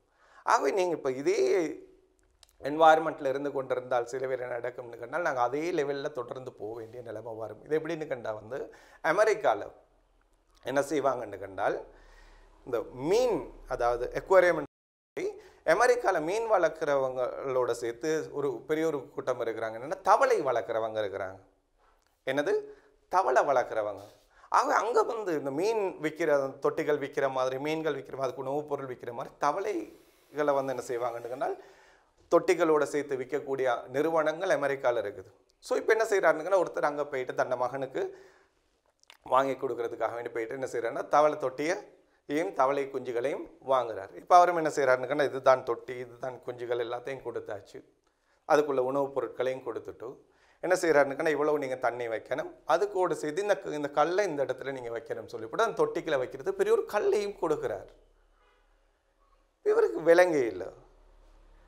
தந்தை கேட்குறாரு என்னன்னு கேட்டால், சரி நீங்கள் தந்ததெல்லாம் சரி, இந்த கல் எதுக்கு அதுக்குள்ளுக்கு வைக்கணும் அண்டு கேட்குறாரு. இப்போ என்ன நடக்குதுன்னு அந்த மீன் இந்த தவளை தொட்டி விற்கிறவர், தவளைகள் விற்கிறவர் சொல்கிறார் என்னன்னு கண்டால், இப்படித்தான் செய்தி வந்து இந்த தவளைகளை பார்த்தீங்கன்னா தெரியும், குஞ்சுகளாக இருக்கிற நேரம் பார்க்குறதுக்கு மீன் மாதிரி இருக்குது. இது தண்ணிக்குள்ளேயே மட்டும் மூவ் பண்ணி கொண்டு இருந்துச்சுன்னு கண்டா என்ன செய்யாதுன்னு ஒரு காலமும் தவளையாக மாறாது. எப்படி? இது தண்ணிக்குள்ளுக்கு மட்டுமே மூவ் பண்ணி கொண்டு இருந்துச்சு கண்டால் ஒரு நாளும் தவளையாக மாறாது. தவளை என்று சொல்றது வந்து நீரிலும் நிலத்திலும் வாழக்கூடிய ஒரு பிராணி. ஆகவே என்ன செய்யணும்னா அது வந்து தவளையாக மாறணும்னு கண்டால் சில நேரங்களில் அந்த கல்லுக்கு மேலே ஏறி உட்கார்ந்து கொள்கிற நேரம் என்ன நடக்கும்னு கண்டால் அதில் அந்த சுவாசம் சம்பந்தப்பட்ட விஷயங்கள் டெவலப் ஆகுறதுக்கும், ரெண்டாவது அதுக்கு கால்கள் முளைக்கிறதுக்கும், அதாவது நிலத்தில் வாழக்கூடிய ஒரு பிராணியாகவும் தன்னை மாற்றிக்கொள்றதுக்குள்ள மாற்றங்கள் அப்போ தான் நடக்கும் சொல்லி போட்டு நாங்கள் வந்து ஒரு தவளையோட லைஃப் சைக்கிளை பார்க்குற நேரம் அது தெரிய வரும் எங்களுக்கு. அது எப்படி கொஞ்சம் கொஞ்சமாக மாறி டிரான்ஸ்ஃபார்மாகவே வருதுன்னு சொல்கிறது. ஸோ இப்போ சொல்லிட்டு சொல்கிறார் வந்து இப்படி இந்த இதுக்குத்தான் இந்த கல்லை நாங்கள் என்ன செய்கிறோம்னு கண்டால் தர்றோம்னு சொல்கிற செய்தியை சொன்னார். அதாவது தன்னை இந்த ஒரு லெவல்லேருந்து அடுத்த கட்டத்துக்கு கொண்டு போகிறதுக்கு இந்த தவளை குஞ்சு என்ன செய்யணுன்னா கல்லில் ஏறி உட்கார்ந்து கொள்ளணும். இது மாதிரி நாங்கள் இப்போ என்ன செஞ்சு கொண்டு இருக்கிறோம்னுக்கன்னா ஒரே ரூட்டீனில் நாங்கள் என்ன செஞ்சுட்டு இருக்கிறோம்னுக்கன்னா இப்போ போயிட்டு 5 வருஷமாக இருக்கலாம், 10 வருஷமாக இருக்கலாம், தொடர்ந்து ஒரே வேலையை நாங்கள் என்ன செஞ்சுட்டு இருக்கிறோம்னுக்கன்னா செஞ்சு கொண்டு இருக்கிறவங்களாக இருக்கலாம். இப்போ என்ன நடக்குதுன்னு கண்டா வந்து நாங்கள் அதே மாதிரி தான் என்ன செய்யும்னு கண்டால் வந்து என்னோட வாழ்க்கை இருந்து கொண்டு இருக்கிறதுக்குரிய சந்தர்ப்பங்கள் கூட. மாறாக நாங்கள் இங்கே ஒரு அடுத்த கட்டம் எங்கள் நாடு தாய்நாட்டுக்கு வந்து ஏதோ ஒன்று செய்யணும் அப்பா, பெருசாக ஏதோ ஒன்று நாங்கள் சாதிக்கணும்னு சொல்லி போட்டு ஒரு மைண்ட் செட்டோடு நீங்கள் வருவீங்கன்னு கண்டால், அதுக்குள்ள ஆப்பர்ச்சுனிட்டிஸ் ஐடென்டிஃபை பண்ணி கொண்டு வருவீங்கன்னு கண்டால், அது சம்மந்தப்பட்ட ஒரு ஐடியாவோட வருவீங்கன்னு கண்டா என்ன நடக்கும்னு கண்டா இங்கே வந்து என்ன செய்யலாம்னு கண்டா எங்களை அடுத்த லெவலுக்கு கொண்டு போகக்கூடிய விஷயங்களை செய்யக்கூடியதாக இருக்கும். மாறாக எங்கள்கிட்ட இருக்கிற பிரச்சனை என்னன்னு கண்டால், ஏன் நாங்கள் அந்த கம்ஃபர்ட் ஜோனில் இருக்கிறோம்னு கண்டால் அந்த குறிப்பிட்ட வேலையை தொடர்ந்து செஞ்சு கொண்டு இருக்கிற நேரம் நடக்குதுன்னு எங்களுக்கு ஒரு ரிஸ்க் இல்லை. தெரிஞ்சு கொள்ள வேண்டிய விஷயம்தான். ரிஸ்க் இல்லாமல் இருக்கிறது வந்து என்னன்னு கண்டால் சேஃப்ன்னு சொல்லி போட்டு நினைக்கிறது பிழை. ஏண்டா எங்கே ரிஸ்க் கூடுதலாக இருக்குதோ அங்கே தான் ரிட்டர்ன் கூடுதலாக இருக்கும். எந்த யார் ரிஸ்க் எடுத்து வேலை செய்கிறாரோ அவருக்கு தான் என்ன செய்யும்னு கண்டால் வந்து லைஃப்பில் ஒரு பிடிப்பு வரும். அடடா சாதிக்கிற மாடாப்பான்னு சொல்லி போட்டு அவரை கொண்டு நிறைய பேர் பிரயோஜனம் அடையக்கூடிய ஒரு வாழ்க்கையை வாழக்கூடிய மாதிரியும் அப்போ தான் அது மாறும். எங்களுக்கு இந்த எங்களோட எஜுகேஷன் சிஸ்டத்தில் இருக்கிற ஒரு பிரச்சனை தான் என்னென்னு கண்டால் வந்து முதலாளிமார்களை உருவாக்குறதுக்கு பதிலாக எங்களோட சிஸ்டம் கூடுதலாக என்ன செய்யுதுன்னு தொழிலாளிகளை உருவாக்கக்கூடியதாக இருக்குது. எப்படி நாங்கள் ஒருத்தர் லைஃப்பை பற்றி நீங்கள் எப்படி உங்களோட வாழ்க்கையை வாழணும்னு ஆசைப்படுறேன்னு கேட்டோம்னுக்கு நான் சொல்லுவார், எப்படி 20 வருஷம் ஸ்கூல் அது இதெல்லாம் போயிட்டு கொஞ்சம் படித்து 20 வருஷம் மட்டும் போகணும், அடுத்த ஒரு 40 வருஷத்துக்கு நல்ல ஜாப்பில் என்ன செய்யணும்னு கண்டா இருக்கணும், மீதி 20 வருஷத்தை என்ன செய்யணும் ஒரு ரிட்டையர்ட் லைஃப்பை ரிலாக்ஸாக அனுபவிச்சுட்டு போயிடணும். 80 வருஷத்தை எடுத்தால் 20 வருஷம் ஸ்கூலோட, அடுத்த 40 வருஷம் ஜாப்போட மீதி. மாறாக இதை விட்டுட்டு உடைச்சிட்டு இந்த ஃப்ரேம் ஒர்க்கை விட்டு வெளியில் வர்றதுக்கு நாங்கள் என்ன செய்ய வேண்டியதுன்னா யோசிக்க வேண்டியிருக்குது. ஏனெண்டா ஒரு முதலாளின்னு சொல்கிறவர் என்ன செய்வார்னு கேட்டால் நிறைய பேருக்கு தொழில் கொடுக்கக்கூடியவராக இருப்பார். ஆகவே அவருக்கு அதன் மூலம் கிடைக்கிற திருப்தியும் அதே நேரம் அவருக்கு வந்து கிடைக்கக்கூடிய ஃப்ரீடமும் மிச்சம் பெருசாக இருந்து கொண்டிருக்குது. ஆக என்ன செய்வோம்ன்றதுன்னா கொஞ்சம் எங்களோட மைண்ட் செட்டை நாங்கள் மாற்றுவோம். அதை என்ன மாதிரி செஞ்சு கொள்ளலாம்ன்றதை பற்றி பின்னுக்கு நாங்கள் பேசுவோம். இப்போ இதை பற்றி யோசிக்கிறேன்னு நினைக்கும் என்னது எங்கள் பிள்ளைகள்லாம் இருக்கிறாங்களே இவங்களுக்கு அங்கே போனால் ஸ்கூல்கள் சரியாக இருக்குமா, அவங்களோட ஹை எஜுகேஷன் விஷயங்கள்லாம் சரியாக அமைஞ்சு கொள்ளுமான்னு சொல்லி போட்டு யோசிப்பீங்க. நீங்கள் அங்கே இருக்கிற நேரம் உங்களோட பிள்ளை ஃபர்ஸ்ட் லாங்குவேஜ் தமிழோ சிங்களமோ செய்கிறாங்கன்னு வைங்க, அவங்களுக்கு வந்து அதில் வந்து சரியான ஸ்ட்ராங்காக நல்ல ஒரு நாலேஜ் இருக்குது, கம்பீட்டண்ட்டாக இருக்கிறாங்க, அந்த இது ஃப்ளூவண்ட்டாக வர்றது லாங்குவேஜ் இதெல்லாம் இருக்குன்னு சொல்லிட்டு இருக்கும்னு கண்டால் என்ன செய்யலாம்னு கண்டால் உங்களுக்கு அவங்கள கொண்டு வந்து நல்ல ஒரு கவர்மெண்ட் ஸ்கூலில் சேர்க்கலாம். இல்லை அவங்க வந்து ஒரு எடெக்ஸல் சிலபஸ் படிச்சிருக்கிறாங்க, இல்லை ஒரு இன்டர்நேஷ்னல் ஸ்கூலில் படித்ததுனால அவங்களுக்கு வந்து அந்த ஃபர்ஸ்ட் லாங்குவேஜ் தமிழோ சிங்களோ படிக்க கிடைக்க இல்லைன்னு சொல்லிட்டு நீங்கள் ஃபீல் பண்ணுறீங்கன்னு கண்டால் என்ன செய்யலாம்னு இங்கே இந்த தரமான இன்டர்நேஷ்னல் ஸ்கூல்ஸ் இருக்குது. ஆகவே உங்களுக்கு என்ன செய்யலாம்னு கண்டா அவங்கள கொண்டு வந்து இங்கே அட்மிட் பண்ணலாம். அப்படி வந்து நிறைய பேர் குடியேறினவங்க இருக்கிறாங்க, பிள்ளைங்களை தாங்க இந்த மாதிரியான ஸ்கூல்களில் போட்டு பிள்ளைங்கள் நல்லா பெர்ஃபார்ம் பண்ணி லோக்கல் யூனிவர்சிட்டிக்கு போன பிள்ளைங்கள் எவ்வளோ பேர் இருக்கிறாங்க. இல்லை என் பிள்ளை ஹை எஜுகேஷன் தான் செஞ்சுட்டு இருக்குதுன்னு கண்டால் பயப்படாமல் வாங்க. ஏன்னு சொல்கிறேன்னு கண்டால் முழு உலகத்திலேயும் உள்ள யூனிவர்சிட்டிஸை வந்து என்ன செய்யுதுங்கன்னா அஃபிலியேஷன்ஸோட அந்த டிகிரிஸ் எல்லாம் எங்கள்கிட்ட ஸ்ரீலங்கான்னு சொல்கிற நாட்டில் எங்கள்கிட்ட நாட்டில் தாய் நாட்டில் என்ன செய்யுதுன்னு கண்டால் நிறைய நிறுவனங்கள் அதை ப்ரொவைட் பண்ணி கொண்டு இருக்குது. ஸோ ஆகவே என்ன செய்யலாம்ன்றதுன்னா அந்த விஷயத்தை கொண்டும் நீங்கள் என்ன செய்ய வேண்டியது இல்லைன்னு கண்டால் யோசிக்க வேண்டியதில்லை. ஸோ இப்போ நாங்கள் இப்படி ஒரு முடிவுக்கு வர்றதுன்னு கண்டால் அடுத்த கட்டம் என்ன செய்யணும்னு கண்டா நாங்கள் இதில் வந்து எங்களுக்கு என்ன ஆப்பர்ச்சுனிட்டி இருக்குதாப்பா.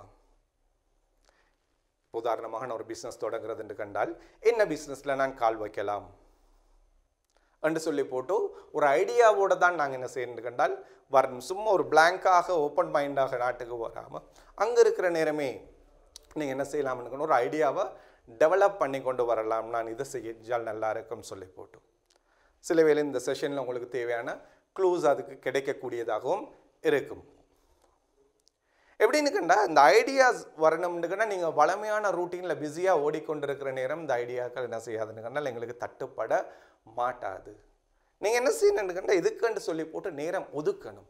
ஆனால் என்ன லைஃப்பை பிளான் பண்ணுமப்பா, நாட்டில் எப்படி செட்டில் ஆகுறது, இதுக்கு என்னென்ன ஆப்பர்ச்சுனிட்டிஸ் எனக்கு இருக்குதுன்னு சொல்லி போட்டு ஒரு இடத்துல உட்கார்ந்து நிதானமாக சிந்திக்கிற நேரம் தான் இந்த ஐடியாஸ் வரும்.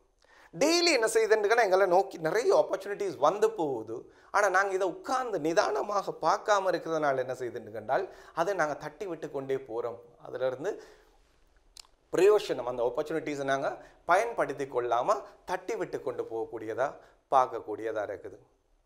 எப்படின்னா ஒரு யங் பாய் என்ன செய்கிறான்னா ஒரு கடற்கரையில் அப்படி நடந்து கொண்டு போகிற நேரம் தூரத்தில் அவனுக்கு தெரியுது ஒரு குகை மாதிரி ஒரு விஷயம் ஒன்று தெரியுது.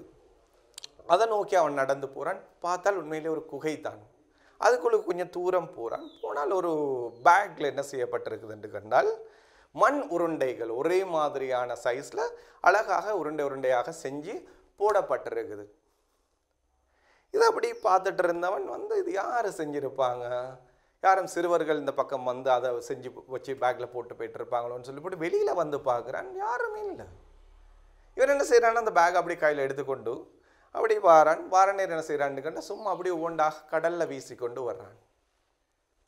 வீசிக்கொண்டு வந்தவன் கடைசியாக ஒரு 3 உருண்டைகள் மாத்திரம் இருக்குது. கல்லில் உட்கார்ந்து என்ன செய்கிறான்னு கண்டால் அப்படியே அதை உருண்டையை அப்படி கொஞ்சம் மண்ணை அகற்றி அகற்றி பார்க்குறான். சும்மா என்ன தான் இருக்குதுண்டு பார்த்தால் என்ன நடக்குதுன்னா சூரிய வெளிச்சம் பட்ட நேரம் ஏதோ ஒன்று மினுங்குது, உள்ளுக்கு ஏதோ ஒன்று மினுங்கிறது தெரியுது. அட என்னடாப்பா இதுன்னு சொல்லி போட்டு பார்க்குறார். கொஞ்சம் எல்லாத்தையும் மண்ணெல்லாத்தையும் அகற்றிட்டு பார்த்தால் அது உள்ளுக்கு ஒவ்வொன்று இருந்ததெல்லாம் என்னன்னா டைமண்ட்ஸ் தான் இருந்தது. இப்போ என்ன நடக்குதுன்னு மீதி கல்லுகளை கிளியர் பண்ணி பார்க்குறேன். எஸ், அந்த 3மே பெருமதியான டைமண்ட்கள். இப்போ திருப்பி ஓடி வந்து பார்க்குறான், எங்கெங்கப்பா அந்த கல் எல்லாத்தையும் வீசினேன், கடலில் வீசினது எங்கன்னு தெரியல, தேடி பார்த்தா ஒன்றுமே கிடைக்கவே இல்லை. இது மாதிரி என்ன செய்யுதுன்னு கண்டால் எங்களுக்கு முன்னுக்கு நிறைய ஆப்பர்ச்சுனிட்டிஸ் இருந்து கொண்டிருக்குது. எங்களுக்கு நிறைய ஆப்பர்ச்சுனிட்டிஸ் இருந்து கொண்டிருக்குது. நாங்கள் தான் என்ன செய்யணும்னு கண்டால் இதை உட்கார்ந்து யோசிக்கணும். என்னென்ன ஆப்பர்ச்சுனிட்டிஸ் இருக்குதாப்பா, அதை நான் எப்படி பாவிக்கலாம்னு சொல்கிற சம்பந்தமாக என்ன செய்யணுங்கன்னா நாங்கள் உட்கார்ந்து யோசிக்கணும். ஓகே, ஸோ எப்படி ஒரு ஆப்பர்ச்சுனிட்டியை நாங்கள் ஐடென்டிஃபை பண்ணுவோம்னு கண்டால் நான் சொன்ன மாதிரி எங்களுக்கு வாழ்க்கையில் முன்னுக்கு வந்து போவோம். ஆனால் நான் சொன்ன மாதிரி உட்காரணும் அதுக்குன்னு சொல்லி போட்டு. உதாரணமாக எனக்கு ஞாபகம் என்னென்னுக்குன்னா எங்களோட குட் ஃப்ரெண்ட் ஒரு ஆள் தான் நியாஸ் ஹாஜியார்னு சொல்லக்கூடிய ஒரு ராயல் ஃபார்மசி அப்படின்னு சொல்லி போட்டு ஒரு நெட்வொர்க் ஃபார்மசிஸ் செஞ்சு கொண்டு இருக்கக்கூடிய அவருக்கு ஒரு கார்மெண்ட் ஃபேக்ட்ரியும் இருக்குது. நிறைய தொழிலாளர்கள் வேலை செய்கிறாங்க.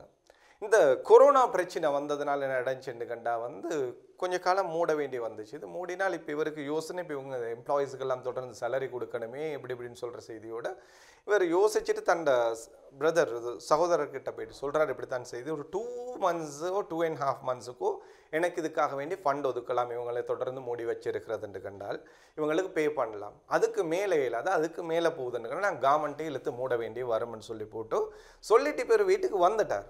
இருந்தாலும் அவருக்கு மைண்ட் விடுறதில் இது என்ன செய்யலாம்னு சொல்லி போட்டு அப்படியே யோசிச்சு கொண்டிருக்கிற நேரம் படுது என்னன்னு கண்டா இந்த கொரோனா பீரியட்ல எல்லாருக்கும் மாஸ்க் போடுறது கட்டாயமாக்கிக்கிறாங்களே. இவர் செஞ்சு கொண்டிருந்தது என்னன்னு கண்டா கவர்மெண்ட்ல ஸ்போர்ட்ஸ் பாட்டம் தான் செஞ்சு கொண்டிருந்தார். விளையாடுறவங்களுக்கு தேவைப்படுற இந்த பாட்டம்ஸ் தான் செஞ்சு கொண்டிருந்தவர். இப்போ இவர் பார்க்குற இதில் ஏன் நாங்கள் இந்த குறிப்பிட்ட காலத்தில் மாஸ்க் ப்ரொடக்ஷன் செய்யப்படாதுன்னு சொல்லி போட்டு ஐடியா கிளிக் ஆகும். என்ன செய்கிறாருன்னா டக்குன்னு கோல் அடிக்கிறார் ப்ரொடக்ஷன் மேனேஜருக்கு. அடித்து கேட்குறாரு, இப்படித்தான் செய்தி நாங்கள் ஏன் இப்படி ஒன்று செய்யப்படாது அண்டு. அப்போ அவர் சொல்கிறார் எஸ் செய்யலாம். அப்போ இவர் சொன்னால் எனக்கு 2-3 சாம்பிள்ஸ் அடித்து காட்டுங்கன்னு சொல்லி போட்டு சாம்பிள்ஸ் அடித்து பார்த்தால் அது என்ன செய்யுதுன்னு கண்டால் அவருக்கு உண்மையிலே திருப்தியானதாக இருந்தது. என்ன செஞ்சாங்கன்னு கண்டால் மற்ற ப்ரொடக்ஷன் எல்லாத்தையும் விட்டுட்டு இந்த குறிப்பிட்ட காலத்தில் என்ன செய்கிறாங்கன்னா மாஸ் ப்ரொடக்ஷனுக்கு மட்டும் என்ன செய்கிறாங்கன்னு கண்டால் தொடர்ந்து ஃபோக்கஸ் பண்ணி அந்த வேலையை செஞ்சாங்க.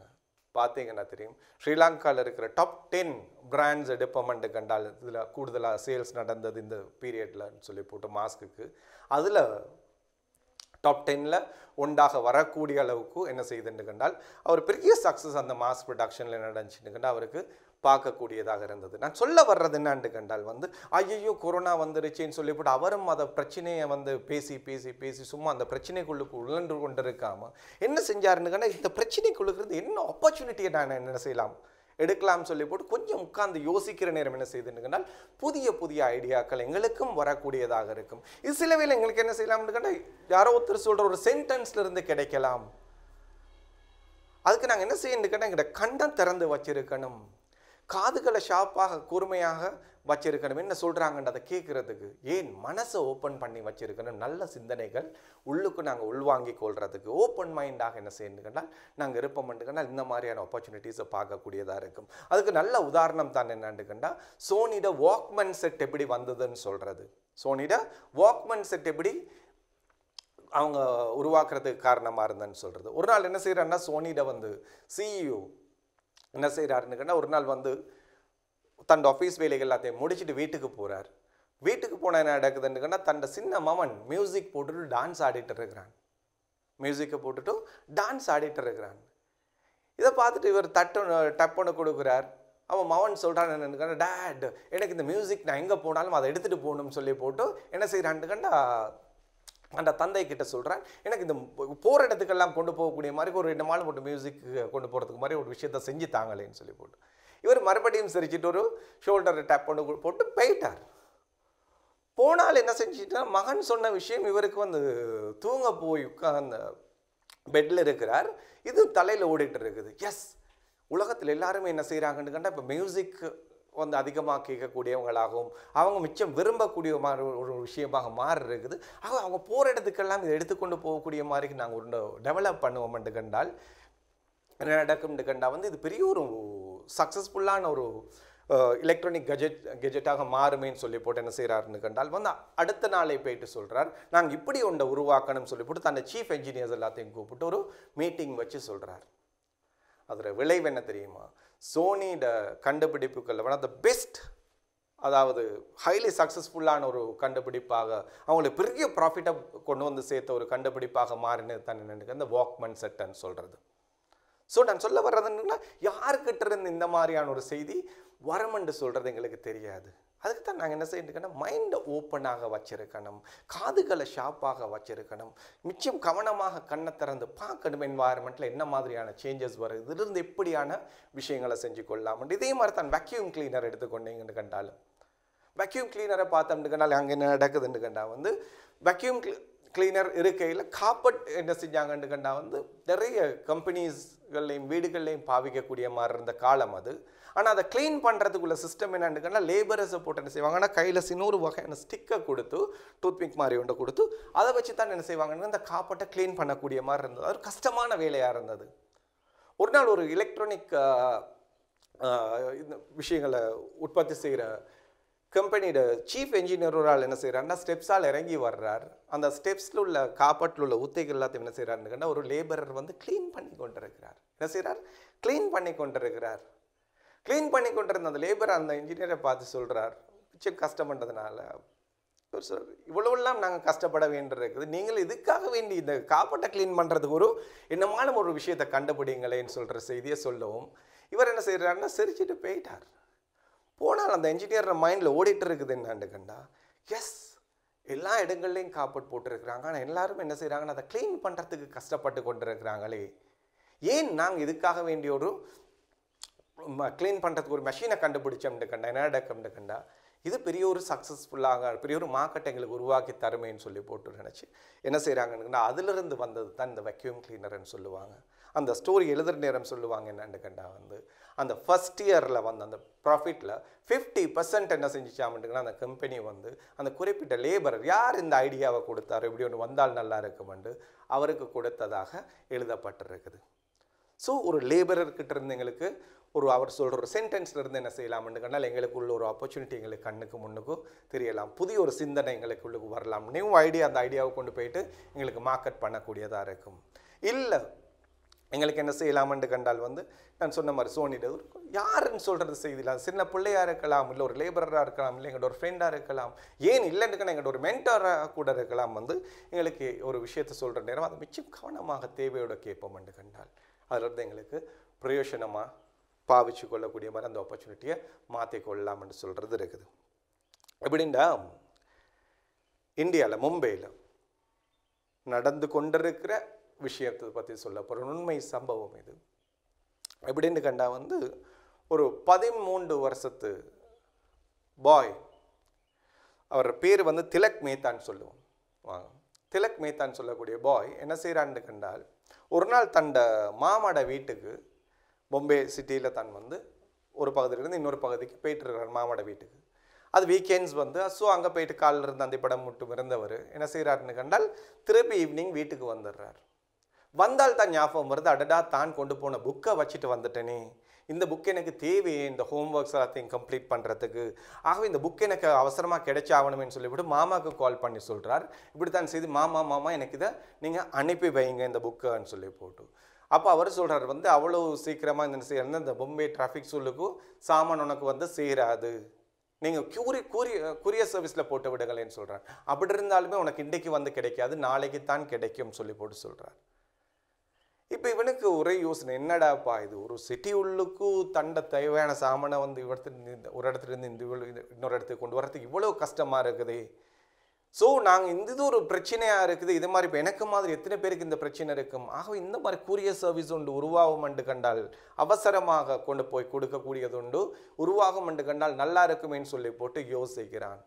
யோசிச்சு கொண்டு அப்படியே வீட்டுக்கு வெளில வர்ற நேரம் டப்பா வாலாஸ்ன்னு மும்பை சிட்டியில் இருக்கிறாங்க. கிட்டத்தட்ட ஒரு 134 வருஷமாக அவங்க இந்த வேலையை செஞ்சு கொண்டிருக்கிறோம். அவங்களோட என்ன வேலைன்னு கண்டா வந்து அங்கே மும்பையில் உள்ளவங்கெல்லாம் ஆஃபீஸுக்கு காலங்காத்தால் அவசரத்தில் போயிட்டுருவாங்க. இவங்களோட லஞ்ச் பாக்ஸ் எல்லாத்தையும் என்ன செய்வாங்கன்னு கண்டா வந்து இவங்க வீடு வீடாக போயிட்டு கலெக்ட் பண்ணி ஒரு காட் மாதிரி ஒன்று இருக்கும், அதில் வச்சு தள்ளி கொண்டு போயிட்டு ஒவ்வொருத்தருக்கிட்டையும் கொடுத்துருவாங்க. கொடுத்து அவங்க சாப்பிட்டு முடிச்சதுக்கு அப்புறம் என்ன செய்வாங்கன்னா அந்த டப்பாஸ் எல்லாத்தையும் அந்த லஞ்ச் பாக்ஸ் எல்லாத்தையும் கலெக்ட் பண்ணி திருப்பி காட்டில் வச்சு கொண்டு வந்து என்ன செய்வாங்கன்னு வீட்டில் கொண்டு வந்து கொடுத்துருவாங்க. இதுதான் அவங்களுக்கு அதுக்காக என்ன செய்வாங்கன்னு ஒருத்தரும் பேமெண்ட் செய்யக்கூடியவங்களாக இருந்தாங்க. இது அவங்க ஒரு தொழிலாக செஞ்சு கொண்டு இருந்தாங்க.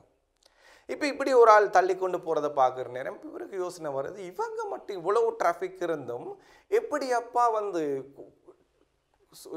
சிறிய நேரத்தில் கொண்டு போயிட்டு இதெல்லாத்தையும் கொண்டு போயிட்டு அவங்களுக்கு டெலிவர் பண்ணுறாங்க, அதுக்கப்புறம் அவங்க சாப்பிட்டு முடிச்ச பிறகு திருப்பி வீட்டுக்கும் கொண்டு வந்து கொடுக்குறாங்களே என்று சொல்லி போட்டு இவர் என்ன செய்கிறாருன்னு கண்டால் அந்த டப்பா வாலாஸ்கிட்ட போயிட்டு கொஞ்சம் கதைக்கிறார். கதைச்சால் விளங்குது என்னான்னு கண்டால் இவங்கள சிஸ்டத்துக்கு ஒரு கூரியர் சர்வீஸ் வருமென்று கண்டால் குறைஞ்ச நேரத்தில் இதை வந்து கொண்டு போயிட்டு சேர்க்கலாமா, விதின் 24 ஹவர்ஸில் எல்லா விஷயத்தையும் அதாவது டெலிவர் பண்ணக்கூடிய மாதிரி ஒரு கம்பெனி ஒன்று உருவாக்கிடலாமே, பெரிய ஒரு சக்ஸஸாக இருக்குமேன்னு சொல்லி போட்டு என்ன செய்கிறாருன்னு கண்டால் யோசிக்க ஆரம்பிக்கிறார்.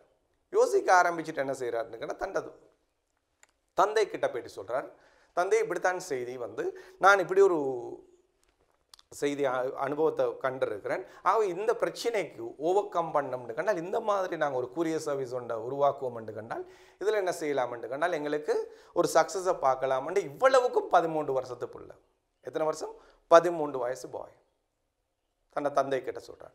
தந்தை சொல்கிறார், நீ எடுத்திருக்கிற தகவல்கள் பத்தாது மகனே, நீ என்ன செய்யணும்னு கண்டால் வந்து நீ போயிட்டு இன்னும் நிறைய தகவல்கள் தேவை உனக்கு, இதை பற்றி ஒரு கம்பெனி ஒன்று ஆரம்பிக்கிறதுண்டாலும் சொல்லி போட்டு இப்போ என்ன செய்கிறாருன்னு கண்டா வந்து டப்பாவாலாஸ் கிட்ட மறுபடியும் போயிட்டு பேசி என்ன செய்கிறாருன்னு கண்டால் அவங்களோட சேர்மன் அதாவது அதில் அந்த குரூப்போட பிரசிடெண்ட்டை போயிட்டு என்ன செய்கிறாருன்னு கண்டால் சந்திச்சு ஒரு டிஸ்கஷன் வச்சு பெர்மிஷன் வாங்குறார். ஒரு 15 நாளைக்கு இவங்களோட சேர்ந்து நானும் என்ன செய்கிறேன்னு கண்டால் வேலை செஞ்சு இவங்கக்கிட்ட இருந்து முழுமையாக இந்த சிஸ்டம் எந்த மாதிரி ஒர்க் பண்ணுதுன்றதை படித்து கொள்றதுக்குன்னு சொல்லி போட்டு பெர்மிஷன் வாங்கி கொண்டு இவர் 15 நாள் திருப்பியும் சொல்கிறேன் 13 வருஷத்து பாய் போயிட்டு என்ன செய்கிறாருன்னு கண்டால் அவங்களோட சேர்ந்து வேலை செய்கிறார். செஞ்சு இந்த சிஸ்டம் எப்படி வேலை செய்யுதுன்னு சொல்கிறத படித்து கொண்டவர் வந்து என்ன செய்கிறாருன்னு கண்டால் பேப்பர்ஸ் அண்ட் பார்சல்ஸ்ன்னு சொல்லி போட்டு ஒரு கம்பெனியை ரெஜிஸ்டர் பண்ணி என்ன செய்கிறாருன்னு கண்டால் இந்த டப்பா வாலாஸோட உதவிகளையும் எடுத்துக்கொண்டு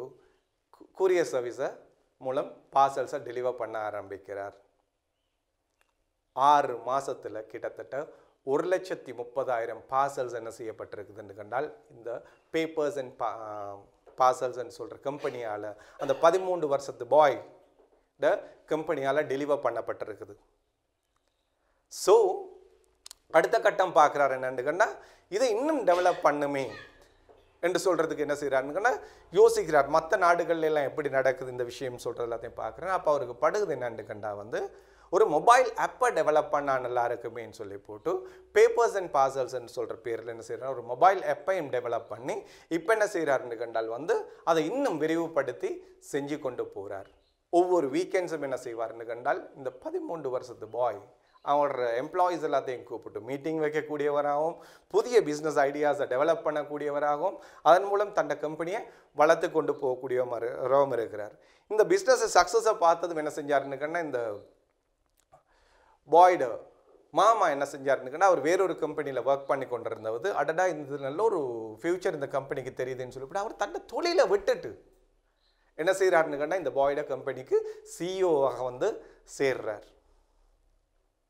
கம்பெனிக்கு இந்த பாய் இவ்வளோக்கும் ஸ்கூல் போய் கொண்டிருக்கிறார், தண்ட படிப்பு விஷயங்கள்லையும் நல்லா பெர்ஃபார்ம் பண்ணி கொண்டிருக்கிறார், அதே நேரம் தண்ட கம்பெனியையும் அழகான முறையில் டெவலப் பண்ணி கொண்டிருக்கிறார். அவர் 2020 டார்கெட் என்னன்னு கண்டா வந்து ஒரு நாளைக்கு 1,00,000 பார்சல்ஸ் என்ன செய்யப்படணும் கண்டால் டெலிவர் பண்ணப்படணும். அதே நேரம் எதிர்வருகின்ற சில ஆண்டுகளுக்குள்ளுக்கும் முழு இந்தியாவுக்கும் இதை என்ன செய்யணும்னு கண்டால் வந்து கொண்டு போய் சேர்க்கிற ஒரு அவங்களோட சேவையை கொண்டு போய் சேர்க்கணும்னு சொல்லி போட்டு ஒரு பிளான் வச்சிருக்கிறார். ஸோ ஒரு விஷனோடு என்ன செய்கிறாருன்னு கண்டால் இந்த வயசுலேருந்து வேலை செய்கிறார். இது எங்கேருந்து கிளிக் ஆகிச்சு அந்த பாய்க்குன்னு சொல்லிட்டு பார்த்தோம்னு கண்டா அவருக்கு என்ன நடக்குதுன்னு கண்டா வந்து அவருக்கு ஏற்பட்ட ஒரு அனுபவம், ஒரு பிரச்சனை, பிரச்சனைகள் என்ன செய்யும் கண்டா எப்போவுமே எங்களுக்கு என்ன செய்யுங்கன்னா புதிய ஒரு பாடத்தை சொல்லித்தரும், அதே நேரம் ஒரு ஆப்பர்ச்சுனிட்டியை கொண்டு வந்து சேர்க்கும். ஆக இவர் என்ன செஞ்சாண்டா சரியாக ஐடென்டிஃபை பண்ணார். எஸ், இவரத்தில் ஒரு பிரச்சனை இருக்குது, இதுக்கு சொல்யூஷன் கொடுக்கையிலும் என்று கண்டால் இதை ஒரு பெரிய ஒரு பிஸ்னஸாக மாற்றலாம்னு சொல்லி போட்டு விளங்கினார், ஆரம்பித்தார், செஞ்சு கொண்டு போகிறார். ஸோ நாங்களும் என்ன செய்வோம் என்று கண்டால் கொஞ்சம் உட்கார்ந்து யோசிப்போம். ஏதோ ஒரு இடத்துல எங்களுக்கு என்ன செய்யும் கண்டால் ஒரு ப்ராப்ளம் தெரியும், இந்த ப்ராப்ளமுக்கு இந்த மாதிரியான ஒரு சொல்யூஷனை கொடுக்கலாமேன்னு சொல்லிட்டு படும். ஸோ அதை என்ன செய்யலாம்னு கண்டால் எங்களால் ஒரு பிஸ்னஸாக மாற்றிக்கொள்ளலாம்.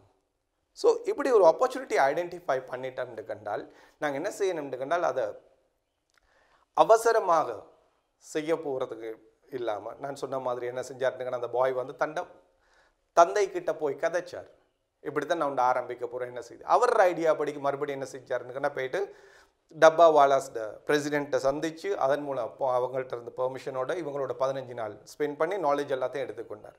இது மாதிரி என்ன செய்யணுங்கன்னா எங்களுக்கு ஒரு மென்டர் இருக்கணும்.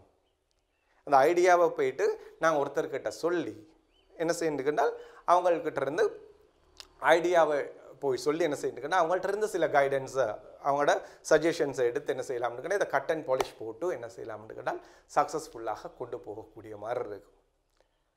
இதுக்கு நல்ல உதாரணம் தான் என்னன்னு கண்டா வந்து ஹெரல்ட் ரசல் என்று சொல்லக்கூடியவர் செகண்ட் வேர்ல்டு வாரில் வந்து அமெரிக்காவோட ஃபோர்ஸஸில் ஆர்மியில் வந்து என்ன செஞ்சாருன்னு கண்டா கமாண்டராக இருந்த ஒரு ஆள். இவர் என்ன செய்கிறாருன்னு கண்டா ஒரு நாள் வந்து தண்ட ஃபோர்ஸஸுக்கு வந்து ட்ரைனிங் கொடுத்து கொண்டிருக்கிறார். திடீர் என்ன நடக்குதுன்னு கண்டா பெரிய ஒரு சத்தம் கேட்குது, காது பிளக்கிற அளவுக்கு பெரிய ஒரு சத்தம், என்ன தான் நடந்ததுன்னு தெரிய இல்லை.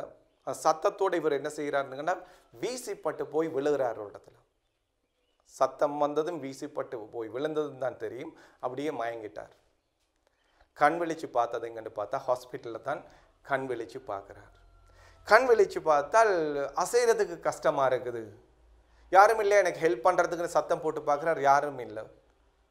என்னடா நடக்குதுன்னு தெரியல. இங்கே இருக்கிறத பார்த்தா இவருக்கு விளங்கிருச்சு நான் ஹாஸ்பிட்டலில் நிற்கிறேன்னு சொல்கிறது மட்டும். கொஞ்ச நேரம் பார்த்தார், ஏன் எனக்கு அசைய இல்லாமல் இருக்குதுன்னு சொல்லி போட்டு அங்கிட்டும் இங்கிட்டும் திரும்பி பார்க்குறார். பார்த்தார் 2 கையும் என்ன செய்யப்பட்டிருக்குதுன்னு கண்டால் ரிமூவ் பண்ணப்பட்டிருக்குது. ஆப்ரேட் பண்ணி எடுத்திருக்கிறாங்க 2 கையையும். இதை பார்த்ததும் அவரால் கவலை தாங்க இல்லாமல் போச்சு. என்ன செஞ்சார்னு கண்டால் சத்தம் போட ஆரம்பித்தார். அந்த சத்தத்தில் ஹாஸ்பிட்டலில் டாக்டர்ஸ் நர்ஸ் எல்லாரும் அவரை நோக்கி ஓடி வர்றாங்க. என்ன நடந்தது கேட்கும், இப்படித்தான் சரி, ஏன் இந்த கையை வெட்டி எடுத்துருக்கிறீங்கன்னு கேட்குறாரு. அப்போ அவங்க சொல்கிறாங்க வந்து செய்தி என்னண்டா, நீங்கள் இந்த குண்டு வெடிப்பு நடந்த விஷயத்தில் உங்களோட கை 2 என்ன செஞ்சிருச்சுன்னா சரியான மோசமாக டேமேஜ் ஆகிருச்சு, ஆகவே தான் நாங்கள் ரிமூவ் பண்ணிருக்கிறோம். இதுக்கு நாங்கள் என்ன செய்வோம்னு கண்டால் செயற்கை கைகள் பொருத்துவோம், அதுக்கு நீங்கள் பல விரிவைன்னு கண்டால் நீங்கள் உங்களுக்கு நார்மலாக உங்களோட வேலைகளை செஞ்சு கொள்ளக்கூடிய மாதிரி இருக்குமெண்டு. அவருக்கு அந்த ஆன்சரில் திருப்தி வரையில் செயற்கை கையை வச்சு நான் என்ன செய்ய போகிறேன்னு சொல்லி போட்டு ஒரு வாழ்க்கை வெறுத்த ஃப்ரஸ்ட்ரேஷன் லெவலுக்கு போயிட்டார். நான் வாழத்தான் வேணுமான்னு சொல்கிற அளவுக்கு போய் நிற்கிறார். இப்போ என்ன நடக்குதுன்னு கண்டா வந்து இவரை பார்க்குறதுக்கு அவர் ஃப்ரெண்ட் ஒருத்தர் வாரார், மிஸ்டர் சார்லின்னு சொல்லக்கூடியவர். சார்லி வந்து என்ன செய்கிறாருன்னு கண்டா இவரோட பேசி கொண்டிருக்கிற நேரம் இவர் சொல்கிறார், இப்படித்தான் செய்து நான் இதுக்கு மேலே வாழ விரும்ப இல்லை, சாவுறது தான் சரின்னு சொல்லிட்டு படுதுன்னு சொல்லி போட்டு ஒரு ஃப்ரஸ்ட்ரேஷனோட என்ன செய்கிறாருன்னு கண்டா ஒரு வாழ்க்கை வெறுத்து போய் கதைச்சி கொண்டிருக்கிறார். இப்போ இந்த சார்லி வந்து அவருக்கும் 2 கையும் இல்லாதவர். அவர் சொன்னார், நீ வந்து என்ன செஞ்சிருக்கிறாய்ன்னு கண்டால் ஊனமாக இருக்கிறாய், 2 கையும் இல்லாமல் போனது உண்மை, ஆனால் அதோடு சேர்த்து நீ இப்போ முடமாக வேற மாறி இருக்கிறாய், அதுதான் எனக்கு பயமாக இருக்குது. நீ ஊனமானது பிரச்சனை கிடையாது எனக்கு, நீ இப்போ முடமாக இருக்கிறாய், அதுதான் எனக்கு பிரச்சனையாக இருக்குதுன்னு சொல்லி போட்டு சொல்கிறார். இப்போ இது இவர் வந்து சொல்லிட்டு அவர் போயிட்டார். போனால் இப்போ இவருக்கு வந்து ரசலுக்கு வந்து என்ன செய்யுதுன்னா இதே தலையில் ஓடிக்கொண்டிருக்குது.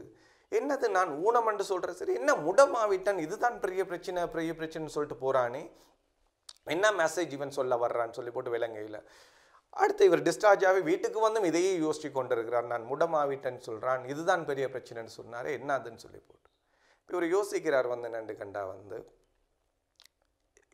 எப்படி இந்த மீனிங் என்னன்றதை கொஞ்சம் யோசிச்சு பார்க்குறேன். படுது ரைட், ஓகே நான் என்ன செஞ்சுருக்கிறேன்னு கண்டா வந்து நானே எனக்கு இப்போ முன்னுக்கு போகாமல் என்ன நான் தடை விதிச்சு கொண்டிருக்கிறேன், எனக்கு முடமாக இருக்கிறேன்னு சொல்கிறது அர்த்தம் என்னன்னு நான் வந்து எஸ் கை போயிருச்சு, ஆனால் நான் இதே யோசிச்சு என்ன செஞ்சுருக்கிறேன்னு நான் ஒரு இடத்துல ஸ்டக்காகவே இதுக்கு மேலே மூவ் ஆகாமல் ஒரு இடத்துல என்ன செஞ்சுருக்கிறேன்னு கண்டால் அதை தடைப்பட்டு நிற்கிறேனேன்னு சொல்கிறது வந்து அவருக்கு விளங்கவும் என்ன செய்கிறாருன்னு கண்டா இப்போ இங்கிருந்து எப்படி முன்னுக்கு போகலாம்னு சொல்கிறத பற்றி என்ன செய்கிறாருன்னு கண்டா யோசிக்க ஆரம்பிக்கிறார். எந்த துறையில் போகலாம், அதில் போகலாமா, இதில் போகலாமா, என்ன செய்யலாம்னு சொல்லி போட்டு யோசிக்கிறார். ஒன்றும் படை இல்லை, கையில்லாத மனுஷனுக்கு என்ன செய்யலாம்னு சொல்லிட்டு மறுபடியும் ஃப்ரஸ்ட்ரேஷனுக்கு போய் சார்லிக்கு கால் பண்ணி சொன்னார், சார்லி நீ நான் முடமாவிட்டேன்னு சொல்கிறத பற்றி நீ கவலையாக சொல்லிட்டு போனாய். ஆனால் அதில் மீனிங் விலைங்க என்ன செஞ்சுருக்கிறேன்னு கண்டால் என்ன எவ்வளோ என்னால் முடிஞ்ச ட்ரை பண்ணிருக்கிறேன். ஏதாவது ஒரு துறையில் நான் என்ன செய்யணும்னு கண்டால் வந்து போகணும்னு சொல்கிறதுக்கு, ஆனால் எந்த துறையுமே என்ன தலைக்கு பட மாட்டேங்குதுன்னு சொல்லி போட்டு சொன்னார். இப்போ சார்லி சொன்னார், நீ எல்லா துறையும் பார்த்துட்டேயான்னு கேட்டார். ஓ நான் எல்லா துறையும் பார்த்துட்டேன். நீ சினிமாவை பற்றி யோசிச்சியான்னு கேட்டார். நீ சினிமாவை பற்றி யோசிச்சியான்னு கேட்டார். அப்போ என்ன நடக்குதுன்னு டக்குன்னு சார்லிக்கு படுது என்னது, எஸ் நான் சினிமா பக்கத்தை யோசிக்காமல் விட்டுட்டேனேடாப்பா அப்படின்னு சொல்லி போட்டு இவருக்கு ஸ்பார்க் வர்றது. எஸ் நான் இந்த ஃபீல்டில் போகலாம்னு சொல்லி போட்டு என்ன செய்கிறாருன்னா தன்னை ட்ரெயின் பண்ண ஆரம்பிக்கிறார். முதலாவது ஃபிசிக்கலி. ஸோ பயங்கரமாக தன்னை ஃபிசிக்கலி ஃபிட் ஆக்கி கொண்டார். அதே நேரம் அந்த ஃபிசிக்கல் ஃபிட்னஸ் இருந்துச்சுன்னு அவருக்கு ஒரு தெளிவை கொடுத்தது. தான் என்ன செஞ்சார்னா தன்னையே ஒரு நடிகனாக ட்ரெயின் பண்ணி கொண்டார். ட்ரெயின் பண்ணி கொண்டு சினிமா வாய்ப்பு தேடி போனால் அவருக்கு முதல் படம் கிடைக்குதுன்னா the best years of our லைஃப்னு சொல்கிற மூவியில் ஒரு சப்போர்ட்டிங் கேரக்டராக, அதாவது ஹீரோவுக்கு அடுத்தபடியான ஒரு கேரக்டர் வந்து என்ன செய்யுதுன்னு கண்டால் சப்போர்ட்டிங் ஹீரோ கேரக்டரில் என்ன செய்கிறாருன்னு கண்டால் நடிக்கிறார். இப்போ ஃபிலிம் ஷூட்டெல்லாம் முடிஞ்சிருச்சு. இப்போ இவருக்கு ஒரே யோசனை, இந்த படம் வந்து நல்ல முறையில் சக்ஸஸாக ஓடுமா மாட்டாதா, இது போச்சுன்னு போவலன்னு கண்டால் என் அடுத்த கட்ட நிலப்பாடுகள் என்ன அது இப்படின்னு சொல்லி போட்டு நிறைய விஷயங்கள் தலையில் ஓடிக்கொண்டிருக்குது. இப்போ ஃபில்மும் ரிலீஸ் ஆகுது. பார்த்தால் படம் வந்து என்னன்னு கண்டால் சூப்பர் டூப்பர் ஹிட்ன்னு சொல்லுவாங்க. பிளாக் பாஸ்டர் ஹிட் கொடுக்குற ஒரு மூவியாக என்ன செஞ்சிச்சுன்னு கண்டால் அந்த மூவி மாறிச்சுது. எந்த அளவுக்குன்னு கண்டால் அந்த மூவிக்கு 7 ஆஸ்கர் அவார்ட் கிடைக்கிறதுக்கு காரணமாக இருந்தது. அதில் முக்கியமாக ரசல் என்று சொல்லக்கூடிய இவருக்கு என்ன நடந்துச்சுன்னு இந்த சப்போர்ட்டிங் ஆக்டர்னு சொல்கிற இதுக்கு ஆஸ்கர் அவார்ட் கொடுக்கக்கூடியதாகவும் அதே நேரம் அகாடமி அவார்டு கிடைக்கக்கூடியதாகவும் இருந்தது. ஸோ அதுக்கப்புறம் என்ன செய்கிறாருன்னு அவருக்கு இப்போ ஒரு சந்தோஷமும் தன்னம்பிக்கையும் வரவும், எஸ் நான் சரியான முடிவை தான் எடுத்திருக்கிறேன்.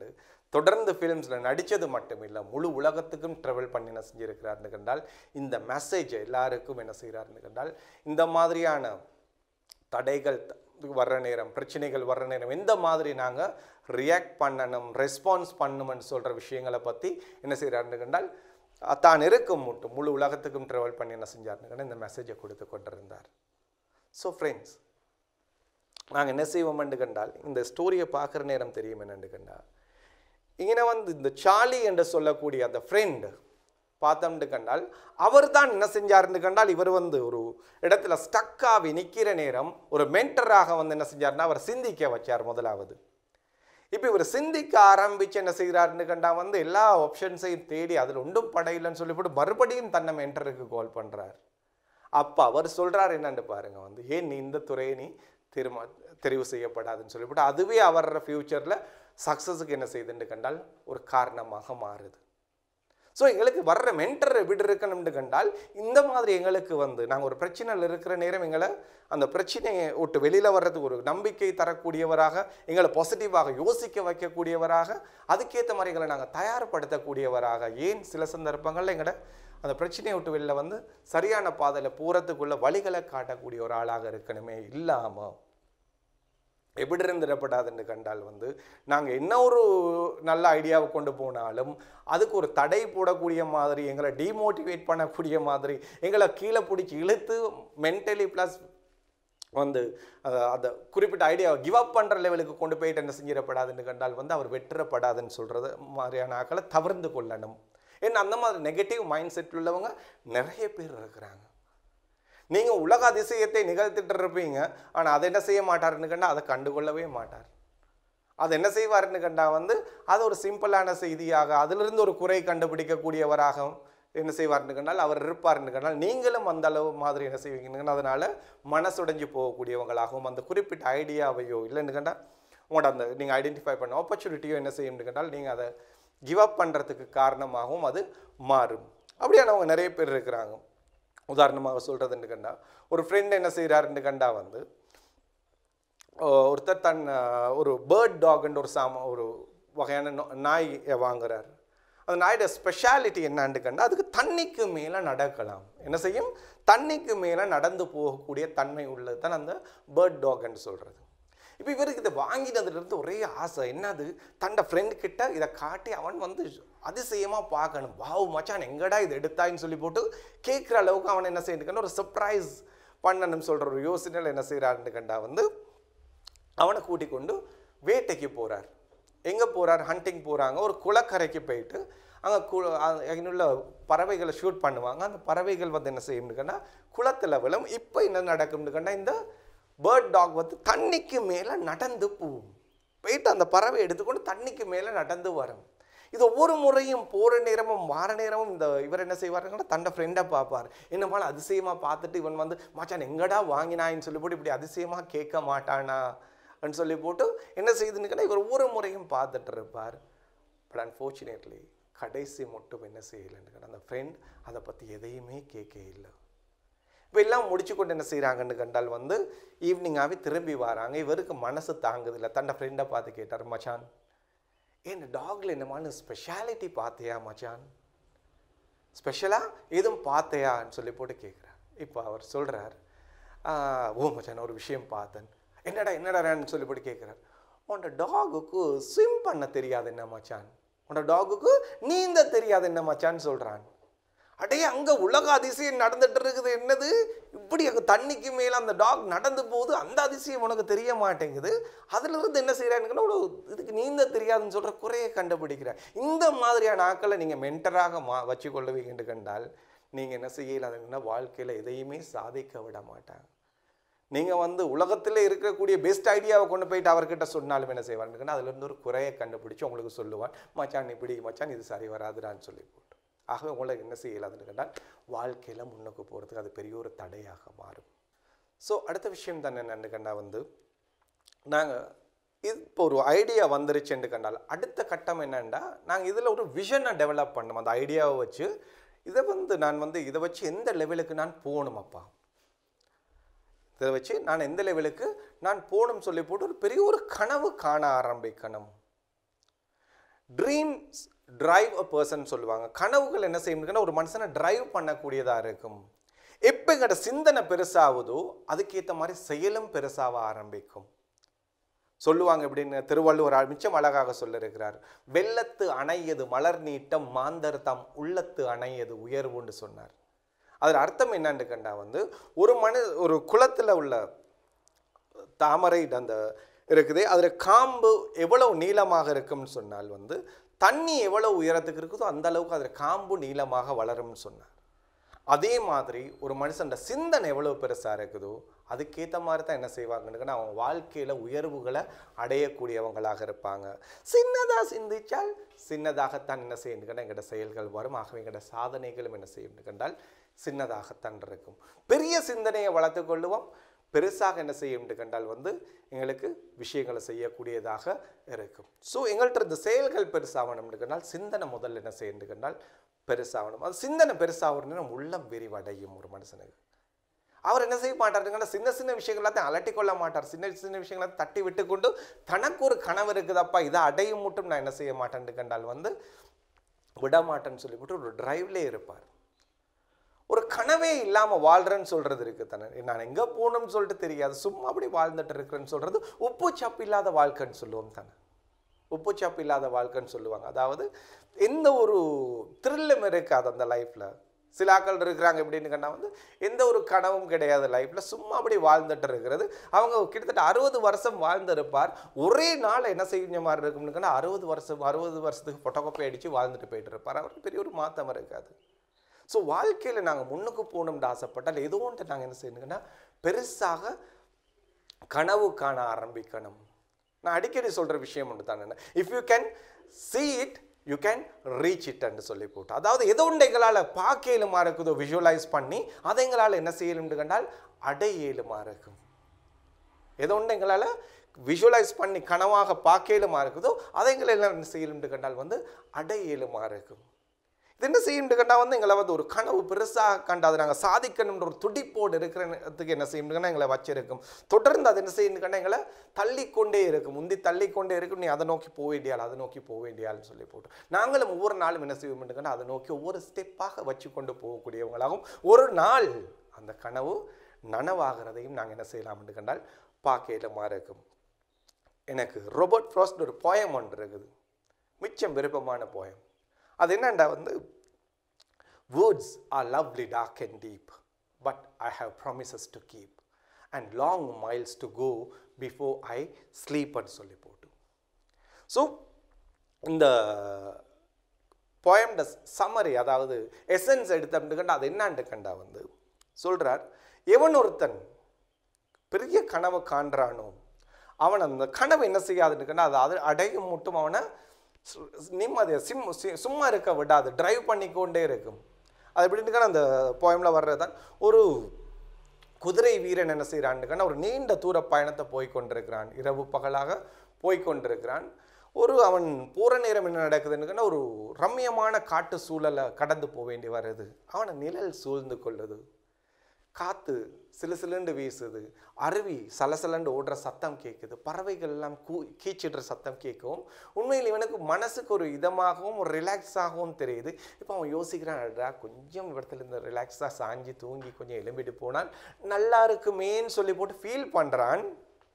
பட் என்ன நடக்குதுன்னு கண்டா அவன் மனசில் உள்மா என்னது சொல்லுது என்னன்னு கண்டா, நீ வந்து இங்கே தூங்கிட்டெல்லாம் இருக்கிறதுக்கு உனக்கு டைம் இல்லை, நீ போக வேண்டிய பயணம் பெருசு, வாழ்க்கையில் நீ போக வேண்டிய பயணம் பெருசு, நீ காப்பாற்ற வேண்டிய நிறைவேற்ற வேண்டிய பொறுப்புகள் நிறைய இருக்குது. ஆகவே என்ன செய்யு கண்டான் வந்து உன்னால் ரெஸ்ட் எடுத்து கொண்டு இருக்கலாதுன்னு சொல்லி போட்டு அவனோட உள்மனம் சொல்லுவோம் என்ன செய்கிறான்டா தனக்குத்தானே ஆறுதல் சொல்லி கொண்டு அவன் அந்த பயணத்தை போனான்னு சொல்கிறது அந்த போயம் சொல்கிற விஷயம். ஸோ இந்த போயம் என்ன செஞ்சுருக்குதுன்னு கண்டா வந்து உலகத்தில் நிறைய லீடர்ஸ் வந்து மனசை தொட்ட ஒரு போயம் தான் அது. அமெரிக்காவோட youngest president John F Kennedy என்ன செஞ்சிருந்தாருன்னு கண்டா இந்த போயமை தன் டேபிள் எழுதி வச்சிருந்தார். என்னதுக்குன்னு கண்டா வந்து நான் இந்த நாட்டு ஜனாதிபதியாக அமெரிக்கான்னு சொல்கிற சூப்பர் பவருக்கு ஜனாதிபதியாக வந்திருக்கிறது வெறுமனே இந்த சீட்டை சூடாக்கிட்டு ஒரு 5 வருஷத்துக்கு 4 வருஷத்துக்கு இருந்துட்டு போகிறதுக்கு கிடையாது. என்ன கொண்டு இந்த நாடு என்ன செய்யணும்னா அடுத்த லெவலுக்கு போவேன்றிருக்குது. ஆகவே எனக்கு ஒரு பெரிய ஒரு வேலை இருக்குதுன்னு சொல்லி போட்டு தன்னைத்தானே அதை ஞாபகப்படுத்தி தனக்குத்தானே ஒரு மோட்டிவேஷனை கொடுத்துக்கொண்டு தன்னை ஒரு டிரைவ்லேயே வச்சிருக்கணும்னு சொல்கிறதுக்காக என்ன செஞ்சாருன்னா அதை டேபிள்ல எழுதி வச்சிருந்தார்.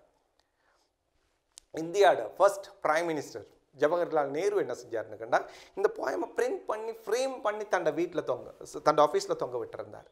ஏனென்று கண்டா வந்து இது அடிக்கடி பார்க்குற நேரம் நான் முதல் பிரைம் மினிஸ்டராக இந்த நாட்டுக்கு வந்திருக்கிறது எதுக்குண்டு கண்டா அந்த சுதந்திர இந்தியாவை அடுத்த லெவலுக்கு கொண்டு போகிறதுக்குள்ள பெரிய ஒரு பொறுப்பை சுமந்தவனாக எனக்கு ஒரு பெரிய ஒரு வேலை திட்டம் இருக்குதுன்னு சொல்கிறத ஞாபகப்படுத்தி கொண்டு தனக்கு ஒரு மோட்டிவேஷனை கொடுத்துக்கொள்ளுன்னு சொல்கிறதுக்காக சிம்பிள் மெசேஜ் என்னன்னு கண்டா ட்ரீம் அதாவது ஒரு கனவு விஷன் ஒரு மனுஷனுக்கு வந்துடும் என்று கண்டால் அவன் என்ன செய்யுதுன்னு கண்டா அவனோட உள்ளம் விரிவடைது, அவனோட சிந்தனை விரிவடைது, அதுக்கேற்ற மாதிரி அவனுடைய செயல்கள் வெளிப்படக்கூடியதாகவும் அது எந்த அளவுக்கு ஆழ அவன் மனதில் பதிஞ்சிருக்குதோ அந்த கனவை நிறைவேற்றணும்னு அது அவ்வளோ விரைவாகவும் அவன் இருக்கிற காலத்தில் பெரும்பாலான சந்தர்ப்பங்கள் அதை அடையக்கூடியவனாகவும் அதில் பார்க்கக்கூடியதாக இருக்குது. ஸோ ஒரு கனவை வளர்த்து கொள்ளுவோம். அது நேரம் இப்போ கனவையும் ஐடியாவும் வந்துருச்சு, அதில் ஒரு எங்களுக்கு விஷனும் வந்துருச்சுன்னு கண்டால் அடுத்த கட்டம் தான் என்னன்னு கண்டால் நிறைய யோசிச்சுட்டு இருக்கப்படாது. என்ன செய்யணும், அடுத்த கட்டம் அதை செஞ்சு பார்க்கணும். இப்போ நான் அந்த யங் பாய்ட செய்தி சொன்னேன், 13 வருஷத்து பாய்ட திலக் மேத்தான்னு சொல்லக்கூடியவர் என்ன செய்கிறாருன்னு கண்டா வந்து தனக்கு ஒரு ஐடியா வர்றது இமீடியட்டாக தன்னை தந்தை கிட்ட போய் பேசுகிறார், அடுத்தடுத்த கட்ட செயல்கள் இயங்குகிறார், தன்னை விஷயத்தை ஆரம்பிக்கிறார்.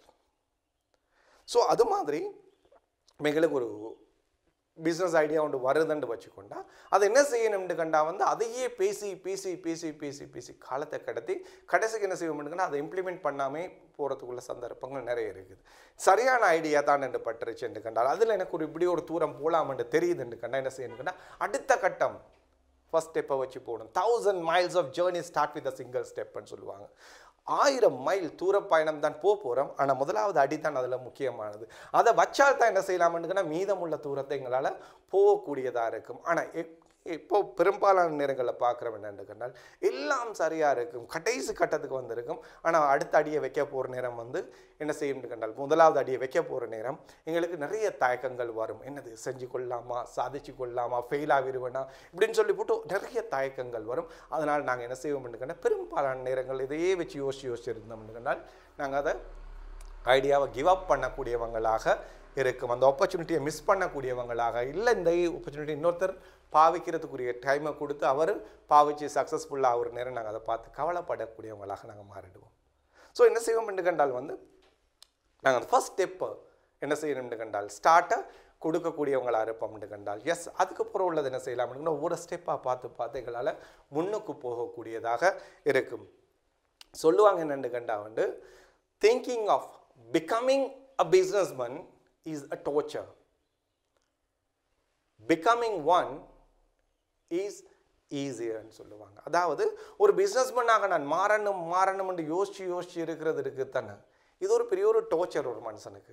அதை விட என்ன செய்யறேன்னு களத்தில் இறங்கி குதிச்சு என்ன செய்யறேன்னு பார்த்துடுறது இது மிச்சம் லேசானது. எஸ், அதில் சில ரிஸ்க்குகள் இருக்குது, பட் அது எல்லாத்தையும் ஒரு கால்குலேட்டட் ரிஸ்கோடு சேர்த்து என்ன செய்யறதுன்னு அந்த விஷயத்தில் இறங்கி பார்க்கக்கூடியவங்களாக நாங்கள் மாறணும். அடுத்த விஷயம் என்னென்னா வந்து செல்ஃப் கான்ஃபிடென்ஸ்ன்னு சொல்கிறது, பிலீவ் இன் யோர் செல்ஃப். ஒரு மனிதன்கிட்ட இருக்கக்கூடிய ஆகப்பெரிய சொத்து என்னான்னு கண்டா வந்து தன்மையில் தன்னம்பிக்கை வச்சிருக்கிறது, அதாவது தன்னை நம்புறது. சொல்லுவாங்க எப்படின்னு கண்டா ஒரு மனுஷன் எதையும் இழக்கலாம், அந்த இழந்ததை அவன் மீள பெற்றுக்கொள்வான் எது வரைக்கும் என்றால் வந்து அவனுக்கு தன்னம்பிக்கை இருக்கும் மட்டும். ஒரு மனுஷன் இழக்கக்கூடாத விஷயம் என்னன்னு கண்டா வந்து தன்னம்பிக்கை இழந்தான்னு கண்டா அவன்கிட்ட எது இருந்தும் வேலை இல்லை. ஏன்னு கண்டா அவன் வந்து மீதமுள்ள விஷயங்களையும் அதனால் என்ன செய்வான்னுக்கண்ணா தன்னம்பிக்கை இல்லைன்னு சொல்கிறதுனால இழக்கிறதுக்குரிய சந்தர்ப்பங்கள் அதிகம். இதை மிச்சம் அழகாக அலெக்சாண்டர் த கிரேட் விளங்கப்படுத்தியிருக்கிறார் எங்களுக்கு. அவர் ஒரு அவர் வாழ்க்கை உதாரணத்தின் மூலம் என்னென்று கண்டா வந்து அலெக்சாண்டர் த கிரேட் தெரியும் எங்களுக்கு வந்து உலகத்தில் பெரும்பகுதியும் ஆல்மோஸ்ட் முழு உலகத்தையும் ஆண்டவர் என்று சொல்கிற லிஸ்ட்டில் வரக்கூடிய ஒரு ஆளில் அவர் தான். என்று கண்டா கடைசியாக இந்தியாவை தான் கைப்பற்றினார். அதுக்கு அங்கிட்டு நிலம் இருக்கிறது அவருக்கு தெரியாது. அதனால் என்ன செஞ்சார்னு கண்டா அதை கைப்பற்றினதோட தன்னை சொந்த நாட்டுக்கு திரும்பி போனதாக வரலாற்றில் பதியப்பட்டிருக்குது. இன்னும் மனுஷன் என்ன செய்கிறாருன்னு கண்டா வந்து ஒரு கட்டத்தில் தான் கைப்பற்றின நிலங்கள் எல்லாத்தையும் வந்து தன்னை தளபதிகளுக்கு பிரித்து கொடுத்து கொண்டிருக்கிறார். இதை பார்த்ததும் அவர் நண்பர் ஒருத்தர் வந்து சொல்கிறார், அலெக்சாண்டர் நீ என்ன செஞ்சு கொண்டிருக்கிறாய், நீ என்ன செஞ்சு கொண்டிருக்கிறாய், இவ்வளோலாம் கஷ்டப்பட்டு கைப்பற்றினது எல்லாத்தையும் நீ திருப்பி பிரித்து கொடுத்து கொண்டிருக்கிறாயே, ஏன் செய்கிறாய் என்று. அவர் சொன்னார் என்னன்னு கண்டா வந்து நான் என்னது என் சொத்து செல்வங்களைத்தான் நான் என்ன செய்கிறேன்னு கண்டா வந்து பிரித்து கொடுத்து கொண்டிருக்கிறேன். ஆனால் இது எல்லாத்தையும் என் கைக்கு கொண்டு வந்தது என்ன விதையோ அந்த விதை இன்னும் என்கிட்ட தான் இருக்குதுன்னு சொன்னார்.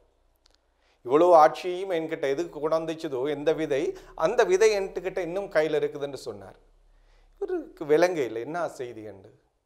அது என்ன விதை என்று கேட்டார் நண்பர். இப்போ இவர் சொன்னார், தன்னம்பிக்கை என்று சொல்கிற விதை தான் எனக்கு இவ்வளோ பெரிய ஆட்சியை கொண்டு வந்தது, நான் பிரித்து கொடுத்துருக்கிறது என் சொத்து செல்வங்களை தான், ஆனால் தன்னம்பிக்கை இன்னும் என்கிட்ட தான் இருக்குது, தேவண்டு கண்டால் எல்லாத்தையும் திருப்பி நான் என்ன செஞ்சு கொள்வேன் கண்டால் எனக்கு திருப்பி கைப்பற்றி கொள்ள தெரியும் என்று சொல்கிற செய்தியை சொல்கிறார். ஸோ அவ்வளோ பவர்ஃபுல்லான சாமன் தான் என்னண்டு கண்டா வந்து தன்னம்பிக்கைன்னு சொல்கிறது. என்னை நான் நம்பாத வரைக்கும் உலகம் என்னை நம்ப மாட்டாதுன்னு சொல்லுவாங்க.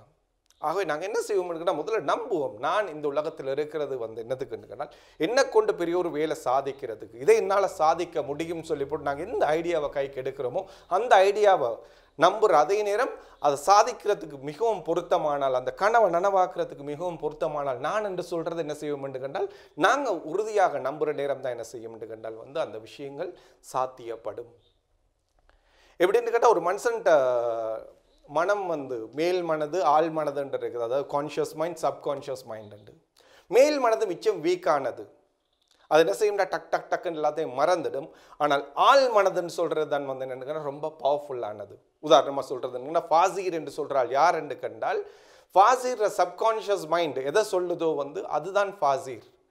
அதாவது அது ஒரு விஷயத்தை ஏழும் என்று சொல்லும் என்று கண்டால் சப்கான்ஷியஸ் மைண்ட் எனக்கு அதை என்னால் செய்யக்கூடியதாக இருக்கும், அது ஏலாது என்று சொல்லும் என்று கண்டால் அது என்னால் செய்ய இயலாமல் இருக்கும். அதான் சொல்லுவாங்க, if you can conceive and believe an idea that can be achieved என்று சொல்லுவாங்க. ஆகவே நாங்கள் என்ன ஐடியாவை எடுக்கிறோமோ அதை நாங்கள் என்ன செய்வோம்னு கண்டால் முழுமையாக நம்புவோம்.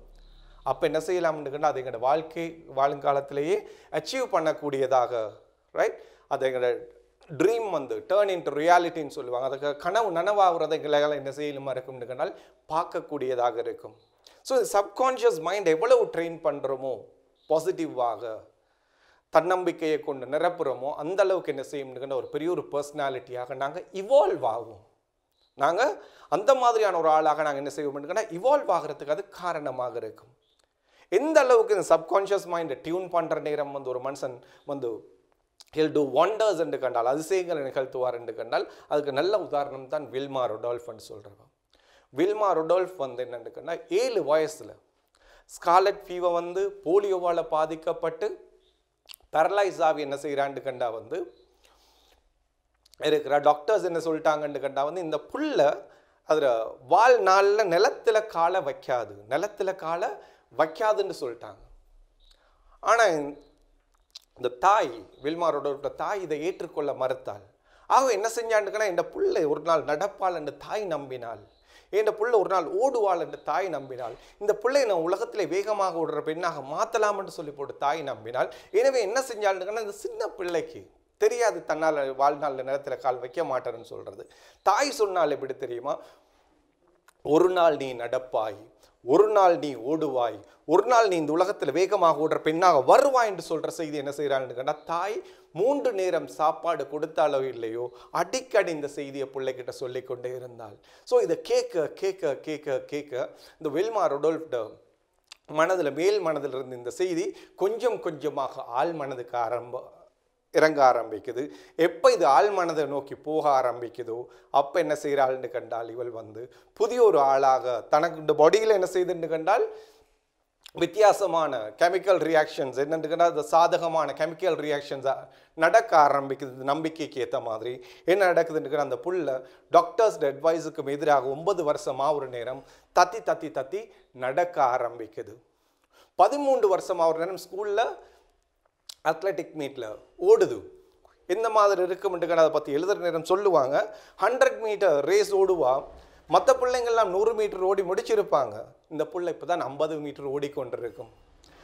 ஒரு சாதாரண பிள்ளை என்று என்ன நடக்கும்னா, தான் மட்டும் ட்ராக்ல தனியாக ஓடிக்கொண்டிருக்கிறேன்னு மற்றவங்களாம் ஓடி முடிச்சதுக்கு போகிறோன்னு சொல்கிறதுன்னு கண்டா என்ன நடக்கும்னு அந்த புள்ள அழுது கொண்டு ட்ரக்கை விட்டு வெளியில் வரும். இந்த புள்ளோட சப்கான்ஷியஸ் மைண்டுக்கு கொடுக்கப்பட்ட ட்ரைனிங் விளைவு பாருங்க. அந்த புள்ள தனக்குத்தானே சொல்லிக் கொள்ளுது, ஒரு நாள் நான் நடப்பன் என்று நம்பினேன் நடந்தன், ஒரு நாள் நான் ஓடுவன் என்று நம்பினேன் தான் ஓடிக்கொண்டிருக்கிறேன், ஒரு நாள் இந்த உலகத்திலே வேகமாக ஓடுற பெண்ணாக வருவன் என்று சொல்றதை நம்புறேன், அதுவும் நடக்கும்னு சொல்லி போட்டு அந்த புள்ள தனக்குத்தானே சொல்லிக்கொண்டு என்ன செய்துன்னு கண்டால் ஓடி அந்த ரேஸை முடிக்குது 100 மீட்டர். இந்த புள்ள 15 வருஷம் அவர் நேரம் என்ன செய்யுதுன்னா ஸ்கூலில் அத்லெட்டிக் மீட்ஸில் வின் பண்ண ஆரம்பிக்குது. அப்படியே என்ன செய்கிறான்னு யூனிவர்சிட்டி ஆஃப் டெனிசியில் வந்து தன்னோட டிகிரி செய்ய போயிருக்கிறா. அங்கே யூனிவர்சிட்டி லெவலில் என்ன செய்கிறான்னு அத்லெட்டிக்கில் வந்து தன்னோட பெர்ஃபார்மன்ஸை காட்டி கொண்டிருக்கிற நேரம் ஒரு குறிப்பிட்ட மீட்டுக்கு வந்திருந்தார் இயன் டெம்பிள் என்று சொல்லக்கூடிய ஒரு வெரி ஃபேமஸ் அத்லெட்டிக் கோச். இந்த வில்மா ரொடால்ஃப் பெர்ஃபார்மன்ஸை பார்த்துட்டு அவர் போயிட்டு கேட்டார், வில்மா நீ இந்த உலகத்தில் என்ன அடையணும்னு ஆசைப்படுறான்னு கேட்டார். எனக்கு மிச்சம் உண்ட இந்த ஸ்கில்ஸ் அண்ட் டேலண்ட்ஸை பார்க்குற நேரம் புதுனமாக இருக்குது, நீ என்ன அடையணும்னு ஆசைப்படுறான்னு. வில்மா ரொடால்ஃப் இயன் டெம்பிளோட கண்ணை பார்த்து மிச்சம் கான்ஃபிடென்ட்டாக சொல்கிறான், இந்த உலகத்திலேயே வேகமாக ஓடுற பெண்ணாக வரணும், I want to become the fastest woman on this எர்த்ன்னு சொன்னான். இந்த உலகத்திலேயே வேகமாக ஓடுற பெண்ணாக வரணும்ண்டு அவள்கிட்ட அந்த கான்ஃபிடென்ட்டையும் அவள்கிட்ட அந்த டிட்டர்மினேஷனையும் பார்த்துட்டு என் டெம்பிள் சொல்கிறார், ஒரு நாள் நீ உலகத்திலே வேகமாக ஓடுற பெண்ணாக வருவாய், அதுக்கு நான் உனக்கு ஹெல்ப் பண்ணுறேன்னு சொல்லி போட்டு அன்றிலிருந்து அவர் என்ன செய்ய ஆரம்பிக்கிறாருன்னு அவர் கோச் பண்ண ஆரம்பிக்கிறார் வில்மா ரொடால்ஃபுக்கு. இப்போ என்ன நடக்குதுன்னு வந்து அவரோட ட்ரைனிங் கீழே வந்தவன் 1960s ரோமில் நடந்த ஒலிம்பிக்ஸுக்கு என்ன செய்கிறாருன்னு வில்மா ரொடால்ஃப் அமெரிக்காவை ரெப்ரசன்ட் பண்ணி வர்றா. 100 metre, 200 metre and 4x100 metre ரிலேன்னு சொல்லி போட்டு. ஸோ இப்போ என்ன நடக்குதுன்னு வந்து முதலாவது 100 மீட்டர் ஆன் யோர் மார்க் ட்ரக்கில் நிற்கிறா. அவருக்கு பக்கத்தில் இருந்தது யாருன்னு பார்த்தோம்னு ஜூட்டா ஹேமன் என்று சொல்லக்கூடியவ. ஜூட்டா ஹேமன் சொல்கிற அத்லீட் எப்படின்னு அது வரைக்கும் எந்த ஒரு அத்லெட்டிக் மீட்லையும் தோத்தவை இல்லை, தொடர்ந்து கோல்டு மெடல் எடுத்து வந்தவ. இப்போ இவ தான் பக்கத்தில் இருக்கா. முழு உலகத்திலையும் ஃபோக்கஸ் எங்கே இருக்குதுன்னு ஜூட்டா ஹேமன் பக்கம் தான் இருக்குது. இந்த முறையும் கோல்டு மெடல் அடிக்க போகிறான்னு சொல்லி போட்டு செட், ஷூட் பண்ணது தான் ஆரம்பம். புல்லட் வந்து, அதாவது கன்ல இருந்து புல்லட் எவ்வளோ வேகமாக போகுமோ அது மாதிரி காற்றை கிழிச்சு கொண்டு வேகமாக ஓடினா பெரிய ஒரு லீடோட ஜூட்டா ஹைமனை பீட் பண்ணி வேர்ல்டு ரெக்கார்டோட ஃபர்ஸ்ட் கோல்டு மெடல் எடுத்தா. இப்போ என்ன நடக்குதுன்னு அடுத்த 200 மீட்டர் அதையும் அதே மாதிரி 4 into 100 மீட்டர் அதுலேயும் அதே மாதிரி கோல்டு மெடல் எடுக்கிறா. ஆகவே என்ன நடக்குதுன்னு கண்டா first woman to win 3 gold medals இந்த ஒலிம்பிக்னு சொல்லி போட்டு சரித்திரம் படைக்கிறா. நான் சொல்ல வர்றது என்னான்னு கண்டா, எந்த டாக்டர்ஸ் பார்த்துட்டா சொன்னாங்களோ இந்த புள்ள வந்து தன்னை வாழ்நாளில் நிலத்தில் காலை வைக்காதுன்னு சொல்லி போட்டு அந்த புள்ள என்ன செஞ்சான்னு கண்டா, அந்த தாய் அந்த புள்ளையோட சப்கான்ஷியஸ் மைண்டில் ஒர்க் பண்ணா, தன்னம்பிக்கை என்ற விதையை விதைச்சா. அதில் விளைவு என்ன செஞ்சுட்டு கண்டால் நிலத்தில் கால் வைக்க மாட்டாதுன்னு சொன்ன புள்ள தான் இந்த உலகத்தில் 3 கோல்டு மெடல் எடுத்த, ஒலிம்பிக்கில் ஃபர்ஸ்ட் கோல்டு மெடல் எடுத்த பெண்மணியாக மாறுறதுக்கு காரணமாக இருந்தது. ஸோ ஃப்ரெண்ட்ஸ், என்ன செய்வோம் என்று கண்டால் தன்னம்பிக்கை என்று சொல்கிறத நாங்கள் என்ன செய்யணுன்னா எந்த ஒரு கட்டத்திலையும் இழக்கக்கூடாது. ரெண்டாவது விஷயம் தான், அதை எவ்வளோ வளர்த்து கொள்ளாமோ எங்களோட சப்கான்ஷியஸுக்கு எவ்வளோ பாசிட்டிவாக ஃபீட் பண்ணி எங்களுக்கு இதில் ஒரு தன்னம்பிக்கையை, நான் சாதிக்க பிறந்தவன் சொல்கிற சிந்தனையை உருவாக்கி கொண்டு அதுக்கேற்ற மாதிரி நாங்கள் எங்களை வளர்த்து கொள்வோம் என்று கண்டால் ஒரு நாள் என்ன செய்வோம் என்று கண்டால் நாங்களும் பேசப்படக்கூடியவர்களாக மாறுறதுக்கு காரணமாக இருக்கும். ஸோ அடுத்த விஷயம் தான் என்னென்னு கண்டா, தன்னம்பிக்கை வந்துருச்சு, இப்போ என்ன செய்யணும்னு கண்டால் தண்டை இலக்க நோக்கி உழைக்கணும். ஹார்ட் ஒர்க்னு சொல்கிறது ஒரு மனிதன்கிட்ட இருக்கக்கூடிய தன்னம்பிக்கைக்கு அடுத்த முக்கியமான ஒரு சொத்து தான் என்னென்னு கண்டால் ஹார்ட் ஒர்க்கராக இருக்கிறேன்னு சொல்கிறது. ஒரு மனுஷன் வந்து ஹார்ட் ஒர்க்கராக இருக்கிறான்னு கண்டால் அதில் அர்த்தம் என்னென்னா இறைவன் அவன் மேல் அருள் புரிஞ்சிருக்கிறான். இறைவன் அவன் மேல் அருள் புரிஞ்சிருக்கிறான்.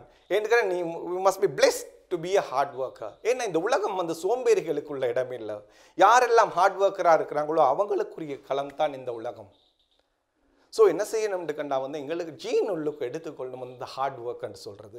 சோம்பேறித்தனத்தை விட்டு நாங்கள் என்ன செய்யணும்னு கண்டா உதறி தள்ளிட்டு எப்பவும் ஆக்டிவாக என்ற இலக்கை நோக்கி முழுமையாக ஈடுபட்டு உழைக்கக்கூடிய ஒரு ஆளாக நாங்கள் மாறணும். சொல்லுவாங்க எப்படின்னு கண்டா, nothing great is ever achieved without hard work. இந்த உலகத்தில் எந்த ஒரு பெரிய ஒரு சாதனையும் செய்யப்பட இல்லை என்னென்னு கண்டால் ஹார்ட் ஒர்க் இல்லாமல். நீங்கள் The 100 சொல்லி போட்டு மைக்கேல் H. ஹார்ட் ஒரு புக் எழுதியிருக்கிறார். அதாவது இந்த உலகத்தில் முதல் மனிதன் தொடக்கம் இன்று வரைக்கும் பிறந்து மடிந்தவங்களில் இந்த உலகத்தில் பெரிய தாக்கம் ஏற்படுத்தின, இந்த உலகத்தை மாற்றி அமைச்சன்னு சொல்லக்கூடிய 100 பேரை தொகுத்து எடுத்திருக்கிறார். அந்த 100 பேரையும் நீங்கள் அந்த வரலாறு, அவங்களோட வாழ்க்கை வரலாறு படிப்பீங்கன்னு கண்டா தெரியும். வந்து அவங்கக்கிட்ட எல்லாம் இருந்து ஒரு கொமனான ஒரு ஃபீச்சர் தான், பண்பு தான் என்னன்னு கண்டா வந்து எல்லாரும் என்ன செய்யக்கூடியவங்களாக இருந்தாங்கன்னு கண்டால் தன்னை இலக்கை நோக்கி தன்னை முழுமையாக ஈடுபடுத்தி தன்னை பெஸ்ட் ஹார்ட் ஒர்க்கை போடக்கூடியவங்களாக இருந்தாங்க. அந்த ஹார்ட் ஒர்க்கை விளைவு என்ன செஞ்சுட்டுங்கன்னா அவங்களால பெரிய ஒரு இம்பேக்டை இந்த உலகத்தில் உருவாக்கக்கூடிய மாதிரி இருந்தது. இரவு பகல் பார்க்காம உழைக்கக்கூடியவங்களாக இருக்கணும். ஸோ தன்னை இலக்கை அடைகிறதுக்காக வேண்டி தன்னை நேர காலங்களை முழுமையாக ஈடுபடுத்தி வேலை செய்கிற பண்பு வரும் என்று கண்டால் உங்களாலும் சாதனையாளர்களாக மாறலாம். எப்படின்னு ஹார்ட் ஒர்க்னு சொல்கிறது, நான் தன்னம்பிக்கைன்னு சொன்ன மாதிரி என்ன செய்யணும்னா நிறைய விஷயங்களை, அதாவது நம்ப இயலாத விஷயங்கள் நடக்கிற அளவுக்கு என்ன செய்யும்னு கண்டால் வந்து அதைகளை கொண்டு போயிட்டு அடுத்தவங்க அதிசயமாக பார்க்குற அளவுக்கு எங்களை கொண்டு போயிட்டு நிப்பாட்டும். எங்களுக்கு தெரியும் பம்பிள் பீஸ்ன்னு சொல்கிறது. அக்கார்டிங் டு சயின்ஸ் எப்படின்னு கண்டா வந்து அந்த பம்பிள் பீயால் ஒரு காலமும் பறக்க இயலாது. ஏன் காரணம்னு கண்டா வந்து அதில் அந்த பாடியோட வெயிட்டுக்கும் அதோட சிறகுகளோட சைஸுக்கும் சம்பந்தமே கிடையாது. அப்படி ஒரு பறவை பறக்கிறது இட்ஸ் நாட் பாசிபிள், அது சாத்தியமில்லை அப்படி பறக்கிறேன்னு சொல்கிறது. ஆனால் அந்த பம்பிள் பீ என்ன செய்யுதுன்னு கண்டால் அதுக்கு இந்த விஷயம் தெரியாது. அதுக்கு தெரிஞ்சது எல்லாமே நண்டு கண்டால் தண்டை இந்த சிறிய சிறகுகளை வச்சு என்ன செய்யுதுன்னு கண்டால் வந்து இனிலன்னு சொல்கிற மாதிரி தண்டை முழு பள்ளத்தையும் பாவிச்சு என்ன செய்யுது, இனிலன்னு சொல்கிற வேகமாக தண்டை சிறகுகளை அடிக்கிற நேரம் என்ன செய்யுதுன்னு கண்டால் எந்த சயின்ஸ் சொல்லுதோ இட்ஸ் இம்பாசிபிள் டு ஃப்ளை என்று அது அந்த இம்பாசிபிளை ஐ எம் பாசிபிள் என்று மாற்றிக்கொண்டு என்ன செய்யுதுன்றால் அழகாக பறந்து திரிகிறத பார்க்குறோம். ஸோ என்ன செய்வோம் என்றால் அந்த ஹார்ட் ஒர்க் த பியூட்டின்னு சொல்கிறது அதான்.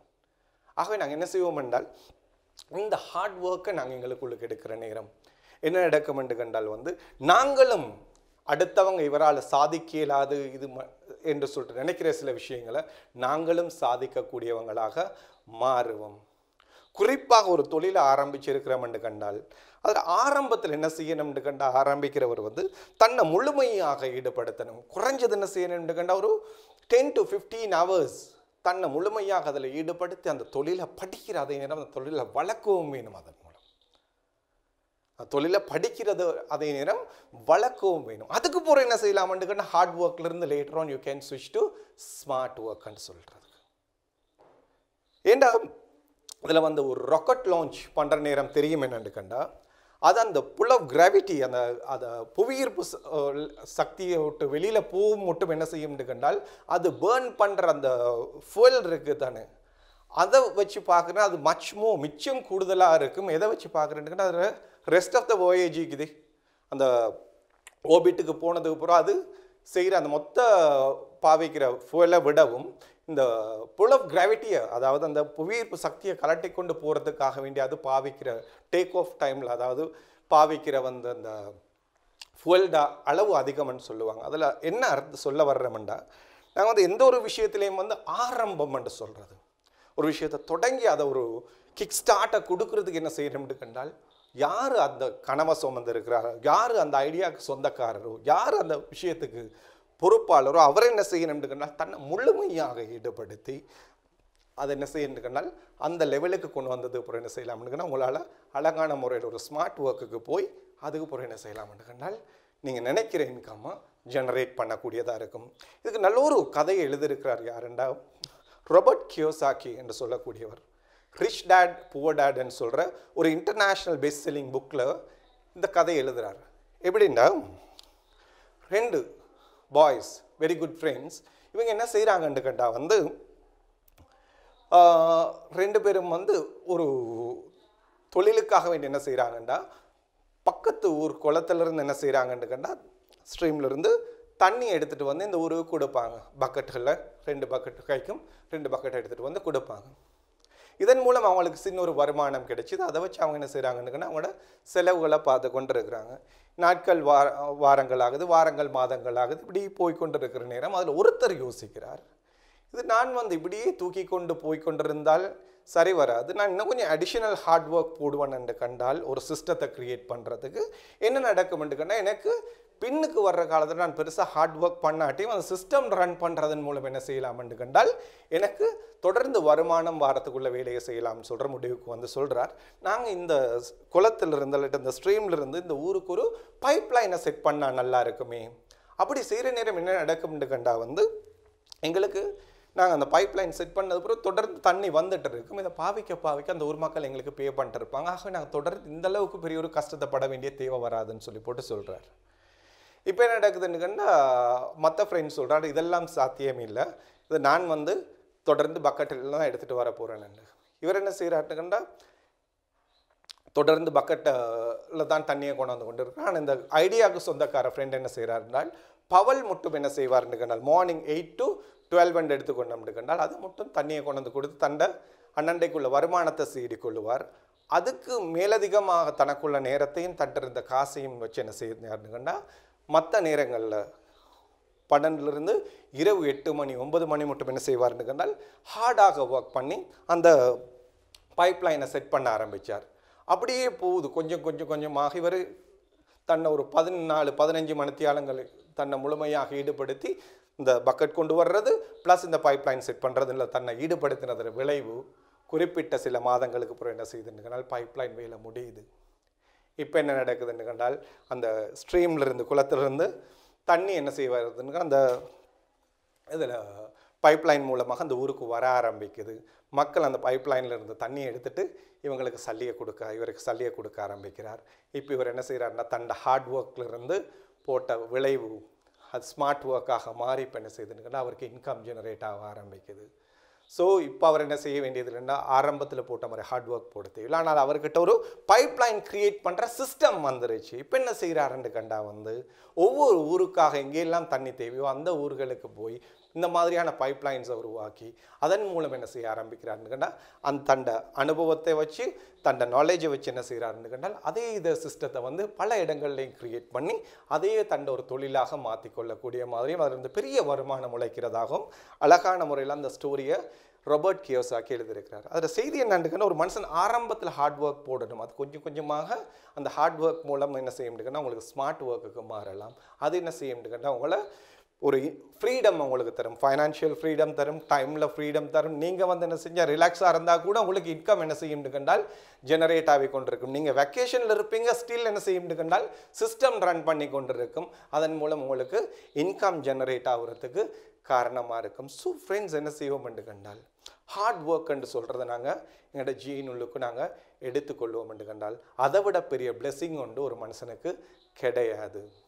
அடுத்த விஷயம் தான் என்னென்றால், நாங்கள் இந்த ஹார்ட் ஒர்க் செய்கிற நேரம், ஒரு விஷயத்தை தொடங்கி முன்னுக்கு போகிற நேரம் என்ன நடக்கும்னு கண்டால் சில பிரச்சனைகள், ப்ராப்ளம்ஸ், அது நேரம் ஃபெயிலியர்ஸ் என்று சொல்கிறது வரும். நாங்கள் என்ன செய்யணும்னு கண்டால் தெளிவாக விளங்கி கொள்ளணும், பிரச்சனை இல்லாத மனிதன் இந்த உலகத்தில் கிடையாது. அதான் தோமஸ் ஆல்வா எடிசன் மிச்சம் அழகாக சொன்னார். Show me a totally contented person, I'll show a ஃபெயிலியர்னு சொன்னார். நீங்கள் எனக்கு ஒரு முழுமையாக திருப்தி கண்ட ஒரு மனுஷனை காட்டுங்க, நான் வர்ற ஃபெயிலியர் ஒன்று உங்களுக்கு எடுத்து நான் காட்டுறேன் என்று சொல்லி போட்டு சொன்னார். ஸோ செய்தி என்னான்னு கேட்டால் வந்து வாழ்க்கையில் ஃபெயிலியர் என்று சொல்கிறது, ப்ராப்ளம் என்று சொல்கிறது தவிர்க்க இயலாது. இந்த தோமஸ் எடிசன் அந்த அந்த அவரோட வாழ்க்கையை எடுத்தோம்னா லைட் பல்பை கண்டுபிடிக்கிறதுக்கு நீ 10,000 times அவர் ஃபெயில் ஆகிருக்கிறார். ஆனால் அவர்கிட்ட நீங்கள் இவ்வளோ இல்லாமல் ஃபெயில் ஆகிருக்கிறீங்களேன்னு கேட்டு அவர் சொல்கிறது என்னென்னா, நான் யார் சொன்னது நான் ஃபெயில் ஆகினேன்னு சொல்லி போட்டு அந்த விஷயத்தில் I am not a failure, எனக்கு நான் இதை கண்டுபிடிச்சிருக்கிறேன். ஆனால் இந்த பல்ப் வந்து எரியாமல் இருக்கிறதுக்கு 9,999 காரணங்களை நான் என்ன செஞ்சுருக்கிறேன்னு கண்டால் கண்டுபிடிச்சிருக்கிறேன்னு சொல்லி போட்டு பாசிட்டிவாக சொல்லுவார். ஸோ அவருக்கு தெரியுது என்னன்னு கண்டால் வாழ்க்கையில் சாதனை இந்த படியில் ஏறிட்டோம்னு கண்டால், பயணத்தில் போக ஆரம்பிச்சிட்டோம்னு கண்டால் அந்த பயணத்தில் என்ன செய்யணும்னு கண்டால் பல்வேறு பிரச்சனைகள், ஃபெயிலியர்ஸ் வரத்தான் செய்யும். அதை பாசிட்டிவாக எடுத்து மூவ் பண்ணுறவன் தான் சாதிக்கிறான் என்று சொல்லி போட்டு அந்த மைண்ட் செட் வரணும். அவருக்கு 67 வயசு இருக்கிற நேரம், தோமஸ் எடிசனுக்கு 67 வயசு இருக்கிற நேரம் என்ன நடக்குதுன்னு கண்டால் அவரோட லெபார்டரி தீப்பற்றி எரியுது. அவருடைய வாழ்நாள் உழைப்பும் என்ன செய்யுதுன்னு சாம்பலாக போய்கொண்டிருக்குது. தோமஸ் எடிசன் மகன் வந்து அப்படி பார்க்குறார், இந்த நிலைமையை பார்த்துட்டு இது எப்படி வாப்பாக்கு நான் வந்து என்ன செய்ய போகிறேன்னு தன் தந்தைக்கு ஆறுதல் சொல்ல போகிறேன்னு தெரியாமல் பக்கத்தில் நின்றுட்டு இருக்கிறார். இப்போ தோமஸ் எடிசன் மகனை பார்த்து சொல்ல தட்டி சொல்கிறார், மகனே நாங்கள் இவ்வளவு காலம் போட்டால் செஞ்ச பிழைகள் எல்லாம் என்ன செய்துட்டு கண்டால் சாம்பலாக போய்கொண்டிருக்குது. நாளிலிருந்து நாங்கள் ஃப்ரெஷ்ஷாக ஆரம்பிப்போம் ராஜாண்ட கருத்துப்பட சொல்கிறார். நாளிலிருந்து ஃப்ரெஷ்ஷாக ஆரம்பிக்கலாம்னு சொல்லி போட்டு அதே மாதிரி ஆரம்பிக்கிறார். ஜஸ்ட் இன் 2 weeks டைம் ஃபோனோகிராஃபை கண்டுபிடிச்சார். இருந்ததை விடவும் பெரிய பணக்காரராகவும் வந்ததுன்னு சொல்லி போட்டு வரலாறு சொல்லுது. எந்த ஏஜில்? 67 வயசில். நாங்கள் கண்டா என்ன செய்வோம்னா துவண்டு போயிட்டுருவோம். இந்த ஆட்டிடியூட் வரணும். ஃபெயிலியர்ஸ், ப்ராப்ளமை போல்டாக ஃபேஸ் பண்ணுறதுக்கு, எக்ஸெப்ட் பண்ணி கொள்றதுக்கு உள்ள ஆட்டிடியூட் வருமென்று கண்டால் நாங்கள் என்ன செய்யலாமென்று கண்டால் வந்து எந்த ஒரு பெரிய சாதனையை நோக்கி எங்களால் போகக்கூடியதாக இருக்கும். எங்களுக்கு எப்படின்னு கண்டால் வந்து இந்த சக்ஸஸ் ஆனவங்களை பார்க்குற நேரம் நாங்கள் நினைப்போம் என்னன்னு கண்டால் வந்து ஐயோ பாரு அப்பா எப்படி கம்ஃபர்டபுளாக வாழ்கிறாருண்டு. அந்த சக்ஸஸுக்கு பின்னுக்குள்ள ப்ராப்ளம், அவர் ஃபேஸ் பண்ண அடைஞ்ச ஃபெயிலியர்ஸ் எல்லாம் வந்து என்ன செய்யாதுன்னு கண்டா எங்களுக்கு தெரியாது. இதை சொல்லுவாங்க எப்படின்னு கேட்டால் ஸ்வான் இஃபெக்ட் என்று சொல்லுவாங்க. என்னது ஸ்வான் இஃபெக்ட் என்று? அதாவது தண்ணிக்கு மேலே அன்னப்பறவை போகிறத பார்க்குற நேரம் எப்படி இருக்குமென்று கண்டா வந்து சும்மா வளைக்கிட்டு போகிற மாதிரி இருக்கும். சில்க்குக்கு மேலே அப்படி வளைக்கிட்டு போகிற மாதிரி தெரியும். ஐயோ பாரு என்ன ஸ்மூத்தாக போகுதுன்னு சொல்லி போட்டு நாங்கள் நினைப்போம். என்ன செய்வோம்? நாங்கள் நினைப்போம். ஆனால் அது இல்லை செய்தி. அது இல்லை செய்தி. என்ன நடக்குதுன்னு கண்டா வந்து அது ஸ்மூத்தாக போகிற மாதிரி தான் இருக்குது. நீங்கள் தண்ணிக்கு கீழே ஒரு கேமராவை செட் பண்ணி பார்த்தீங்கன்னா தெரியும் அது எவ்வளவு வேகமாக பெடல் பண்ணி கொண்டு இருக்குதுண்டு. அந்த வேகத்தை பார்க்குற நேரம் தெரியும் ஐயோ இது இந்த மேலே ஸ்மூத்தாக தெரிகிறதுக்கு இதுக்கு பின்னுக்கு எவ்வளோ பெரிய ஒரு ஹார்ட் ஒர்க்கை போட்டு கொண்டு இருக்குதுன்னு சொல்கிறது அப்போ எங்களுக்கு விளங்கும். ஸோ எல்லா சக்ஸஸுக்கு பின்னுக்கும் என்ன செய்யுதுன்னுனால் இப்படி ஒரு ஹார்ட் ஒர்க்குன்னு சொல்கிறது தவிர்க்க இயலாத விஷயம். நீங்கள் அப்படி லக் அடித்து வந்தீங்கன்னு கண்டால் வந்து எந்த ஒரு ஹார்ட் ஒர்க்கும் போடாமல் அந்த இடத்துல மிச்ச காலம் நிற்க இயலாது. எவனொருத்தன் ஹார்ட் ஒர்க் மூலம் அந்த இடத்துக்கு வாரானோ அவன் கீழே விழுந்தாலும் திரும்பி எந்திரிச்சிருவான். ஏன்? அவனுக்கு தெரியும் எப்படி மேலே வந்தன்னு சொல்கிறது. லக்கில் மேலே வந்தவர் கீழே விழுந்தாருன்னு கண்டு அவரால் திருப்பி எந்திரிக்க இயலாது. இன்னொரு லக் வர மட்டும். ஸோ இந்த லக்குன்னு சொல்கிறது எல்லாத்தையும் நம்பாமல் ஹார்ட் ஒர்க்கை நம்புவோம். அதில் நாங்கள் எங்களை முழுமையாக ஈடுபடுத்துவதன் மூலம் நாங்களும் ஒரு சாதனையாளராக, எங்களோட துறையில் நாங்களும் ஒரு பெஸ்ட்டான ஆளாக வர்றதுக்கு பார்க்கலாம். ஸோ நான் இப்போ நேரம் பேசுகிற நேரம் உங்களுக்கு நினச்சிருக்கும், அடையப்பா நீ சொல்கிறா இதெல்லாத்தையும் இப்படிலாம் வரலாம்டா, ஏன்னா ஆப்பர்ச்சுனிட்டிஸ் என்னென்னது இருக்குதுன்னு சொல்லி போட்டு சொல்லவே இல்லையேன்னு சொல்லி போட்டு நினைக்கும். ஆனால் மெசேஜ் என்னதுன்னு கண்டா, எனக்கு சிம்பிளாக என்ன செய்யலாம்னு கண்டா சில ஆப்பர்ச்சுனிட்டிஸை சொல்லலாம். ஆனால் ஒவ்வொருத்தருக்கும் ஒவ்வொரு பேஷன் இருக்கும். அதாவது நீங்கள் எதை செய்கிற நேரம் உங்களை நீங்கள் மறந்து ஈடுபடுவீங்களோ, நீங்கள் இந்த அவுட் ஆஃப் த வேர்ல்டு, அதாவது அந்த டைமுக்கும் நீங்களே உங்களை மறந்து நீங்கள் ஒரு வேலை செய்கிற மாதிரி ஃபீல் பண்ணாமல் என்ஜாய் பண்ணி செய்வீங்களோ, அந்த மாதிரியான துறையில் ஒரு ஐடியா உங்களுக்கு உருவாக்கியலும் கண்டால், அந்த மாதிரியான ஒரு துறையில் ஒரு ஆப்பர்ச்சுனிட்டி உங்களால் ஐடென்டிஃபை பண்ணியலுமா இருக்கும்னு கண்டால் என்ன செய்வீங்கன்னு கண்டால் அதில் நீங்கள் முழுமையாக உங்களை ஈடுபடுத்துறதுல எந்த ஒரு களைப்பும் டயர்டும் நீங்கள் என்ன செய்ய மாட்டீங்கன்னா பார்க்க மாட்டீங்க. ஸோ ஆளாளுக்கு வித்தியாசப்படும். இருந்தும் நான் சில விஷயங்களை சொல்கிறேன். முதலாவது விஷயம் தான் என்னென்னு, நீங்கள் ஒரு டீச்சர் எடுத்து வச்சுக்கொள்ளுங்களேன்.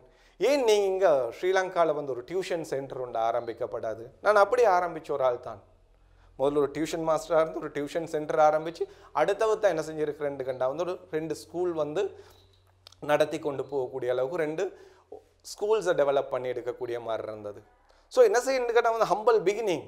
பட் தொடர்ந்து நாங்கள் அதில் நான் சொன்ன மாதிரிக்கு எங்களை ஈடுபடுத்தி அதில் அனுபவத்தை பெற்று ஹார்ட் ஒர்க் போடுறதன் மூலம் என்ன செய்யலாம்னு எங்களால் மாறலாம். ஸோ இல்லை இப்புள்ள காலத்தில் மாறிக்கு என்ன செய்யுதுன்னு வர்ற காலத்தில் எங்களுக்கு வர்ச்சுவல் ஸ்கூல், அதாவது நீங்கள் ஃபிசிக்கலாக பில்டிங்கெல்லாம் கட்டி இருக்க தேவையில்லை, ஆன்லைனில் டீச்சிங் செய்யக்கூடிய மாதிரி இருக்கலாம்னு ஒரு வர்ச்சுவல் ஸ்கூலில் இல்லைன்னா வர்ச்சுவல் டியூஷன் சென்டர் என்ன செய்யலாம்னு கேட்டால் உங்களுக்கு உருவாக்கக்கூடிய மாதிரி இருக்கும். அதுக்கு ஒரு சின்ன இன்வெஸ்ட்மெண்ட்ஸ் தான் தேவைப்படும். சரியான ரிசோர்ஸ் பீப்புள் கிடைப்பாங்கன்னு கண்டால் உங்களுக்கு அந்த மாதிரியான ஒரு வர்ச்சுவல் ஸ்கூல் ஆரம்பிக்கிறன்றது பெரிய விஷயம் இருக்காது. இல்லை நான் எனக்கு இந்த ஹோட்டல் ரெஸ்டாரண்ட்ஸில் நான் ஒர்க் பண்ண அனுபவங்கள் இருக்குது. ஆக உங்களுக்கு என்ன செய்யலாம்னு கண்டா அந்த மாதிரியான ஃபுட் இண்டஸ்ட்ரின்னு சொல்கிறது என்றைக்குமே என்ன செய்யாதுன்னு கண்டா இந்த ஒரு டிமாண்ட் குறைஞ்சி போகிறது இல்லைன்னு கண்டா அதுக்கு பிஸ்னஸ் டோட்டலாக இல்லாமல் போகிறேன்னு சொல்கிற செய்தி ஒன்று கிடையாது. ஸோ அந்த மாதிரியான ஒரு விஷயத்தில் என்ன செய்யலாம்னு கண்டா உங்களுக்கு உங்களோட அனுபவத்துக்கு ஏற்ற மாதிரி உங்களுக்கு இன்ட்ரெஸ்ட் இருக்குன்னு கண்டா அதில் ஒரு பேஷன் இருக்குதுன்னு கண்டா அதில் கால் வைக்கலாம். ஸோ அந்த மாதிரி உண்டு. இல்லை இப்புள்ள காலம் ஆன்லைன் அந்த ஹோம் டெலிவரி சிஸ்டம், அதாவது நீங்கள் ஒரு ஆப்பை டெவலப் பண்ணிக்கொண்டு அவங்க ஓட ப்ளேஸ் பண்ணுவாங்க. அதாவது இந்த பிக்மி ஊபர்னு சொல்கிற மாதிரி அந்த சிஸ்டங்கள் இருக்கிற மாதிரி உங்களுக்கு என்ன செய்யலாம்னு கண்டா ஒரு மொபைல் ஆப்பை டெவலப் பண்ணி அதன் மூலமாக என்ன செய்யலாம்னு கண்டா உங்களுக்கு கண்டாக்ட்ஸை டெவலப் பண்ணி ஹோம் டெலிவரி சிஸ்டம் கொண்டு வரலாம். இதே செய்திக்கு க்ரோசரி ஐட்டங்களுக்கு உங்களுக்கு செய்யக்கூடிய மாதிரி இருக்கும். இப்படின்னு நிறைய உதாரணங்கள் சொல்லலாம். ஏன் அக்ரிகல்ச்சர் எடுத்தீங்கன்னு கேட்டால் இந்த ப்ரெசன்ட் கவர்மெண்ட் என்ன செய்யுதுன்னு கண்டா ஈவன் லேண்ட் சின்ன ரெண்ட்டுக்கு கொடுக்கக்கூடிய அளவுக்குள்ள ப்ரொஜெக்ட்ஸ் எல்லாம் எங்களோட நாட்டில் இருக்குது. அது இன்ட்ரெஸ்ட் இருக்குமென்று கண்டால் கவர்மெண்ட் என்ன செய்யுதுன்னு நிறைய சப்போர்ட் கொடுக்கறதுக்கு காத்து இருக்குது. ஸோ அப்படியான இன்ட்ரெஸ்டான ஃபீல்டில் போகலாம்னு கண்டால் அதுக்கும் வாய்ப்புகள் இருக்குதுன்னு சொல்கிறத சொல்லிக்கொள்கிறேன். ஸோ இப்படி என்ன செய்யலாம்னா நிறைய வாய்ப்புகள் எங்களோட நாட்டில் தான் என்னென்னு கண்டால் தேவாண்டு இறங்கிட்டால் அந்த ஃபீல்டில் நிறைய ஆப்பர்ச்சுனிட்டிஸ் நாங்கள் தேடுற ஃபீல்டில் எங்களுக்கு பார்க்கக்கூடியதாக இருக்குது. அது நேரம் இந்த நாடு என்ன செய்ய போகுதுன்னா ஒரு டெவலப்மெண்ட்டை நோக்கி போகிறதுக்குள்ள திட்டங்கள் எங்கள்கிட்ட போன பட்ஜெட்டில் பார்க்கக்கூடியதாக இருக்குது.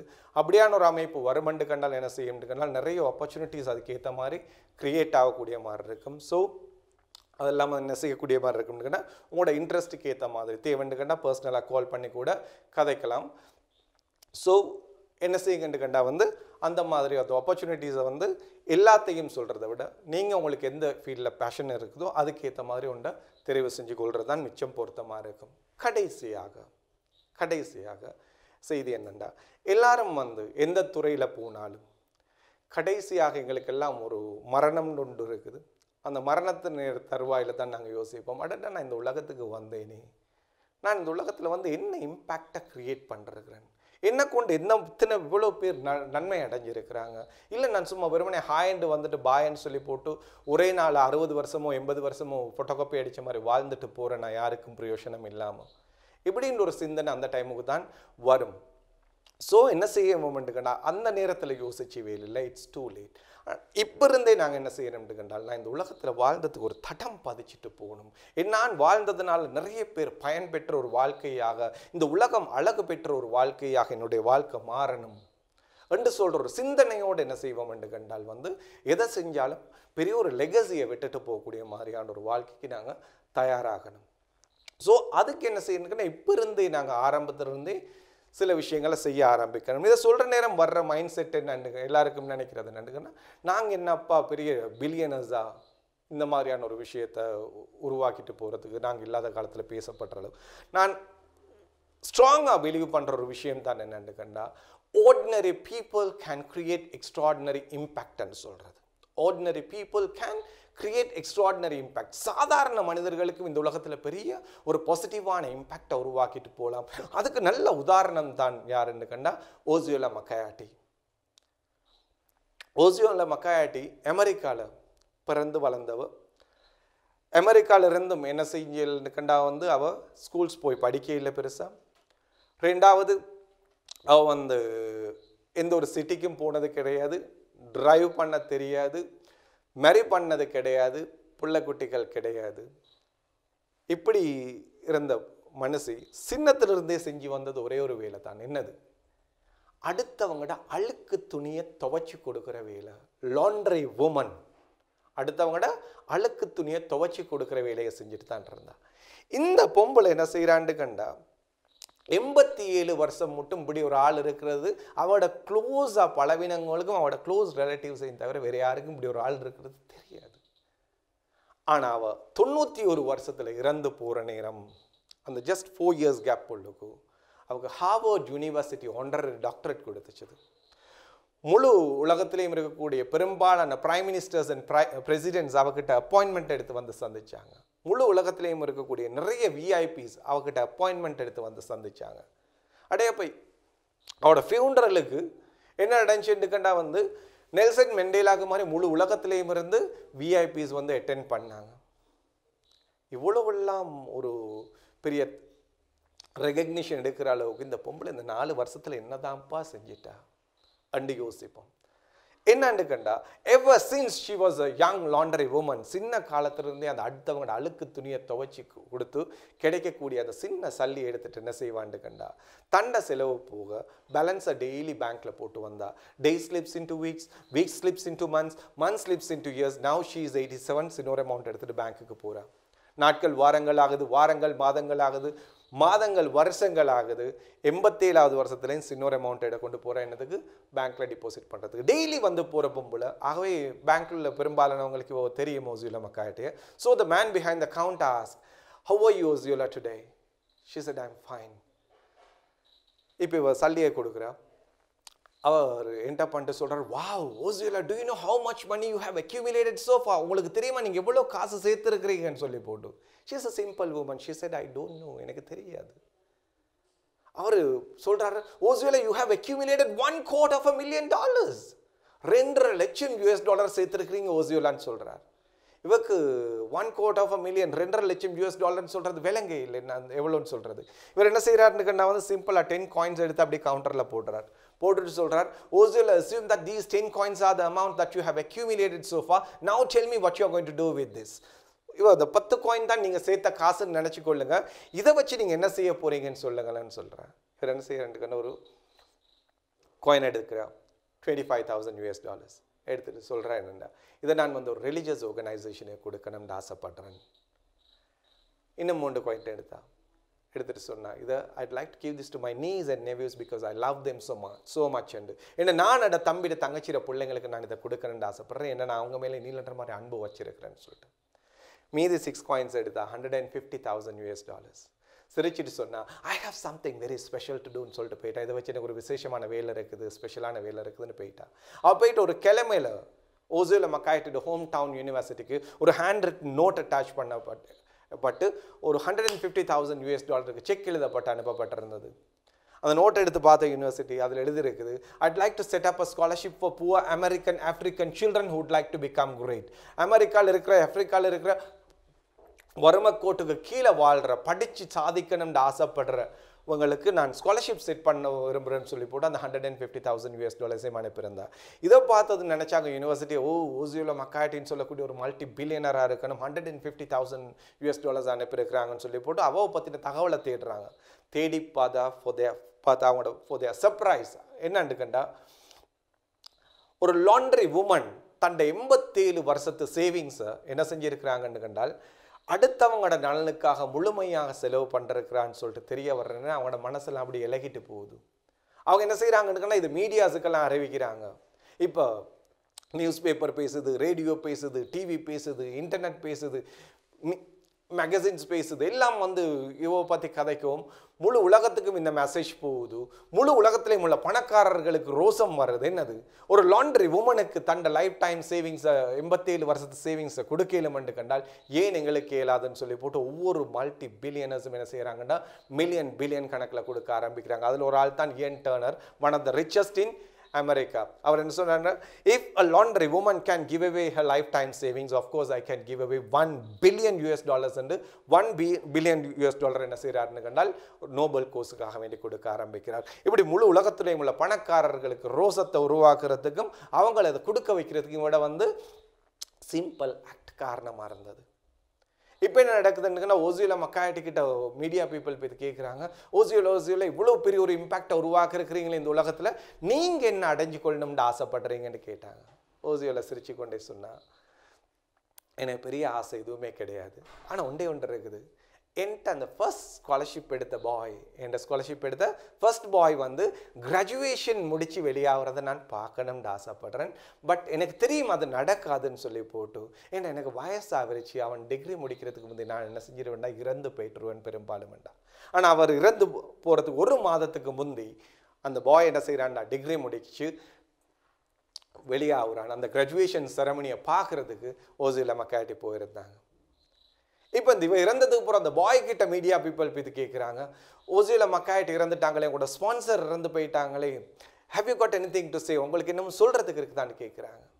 இப்போ இந்த யங் பாய் சொல்கிறான், yes I have something to say, எனக்கு ஒரு விஷயம் இருக்குது சொல்கிறதுக்கு. அது என்னண்டா, Osceola was a blessing to this எர்த், இந்த உலகத்துக்கு அவ பெரிய ஒரு அருள் என்று சொல்லிட்டு சொல்கிறான். அநேகமாக சொர்க்கத்தில் நல்ல ஏஞ்சல்கள் இருந்திருக்க மாட்டாங்க, இறைவன் இவோ பெஸ்ட் ஏஞ்சலாக இந்த உலகத்திலிருந்து தெரிவு செஞ்சு சொர்க்கத்துக்கு எடுத்துக்கொண்டான் என்று நான் நினைக்கிறேன்னு சொல்லிட்டு போட்டு சொன்னான்.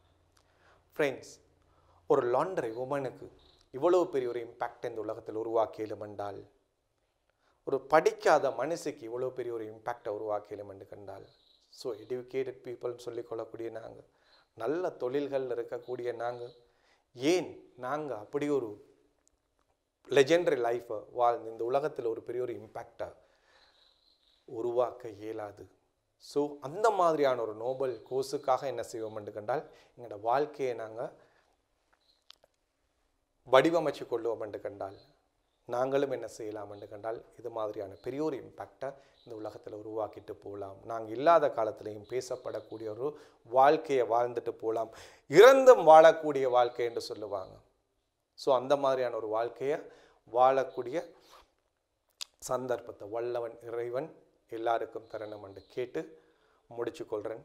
நன்றி. வசலாம். அஸ்ஸலாமு அலைக்கும் வரஹ்மத்துல்லாஹி வபரகாத்துஹு. வணக்கம்.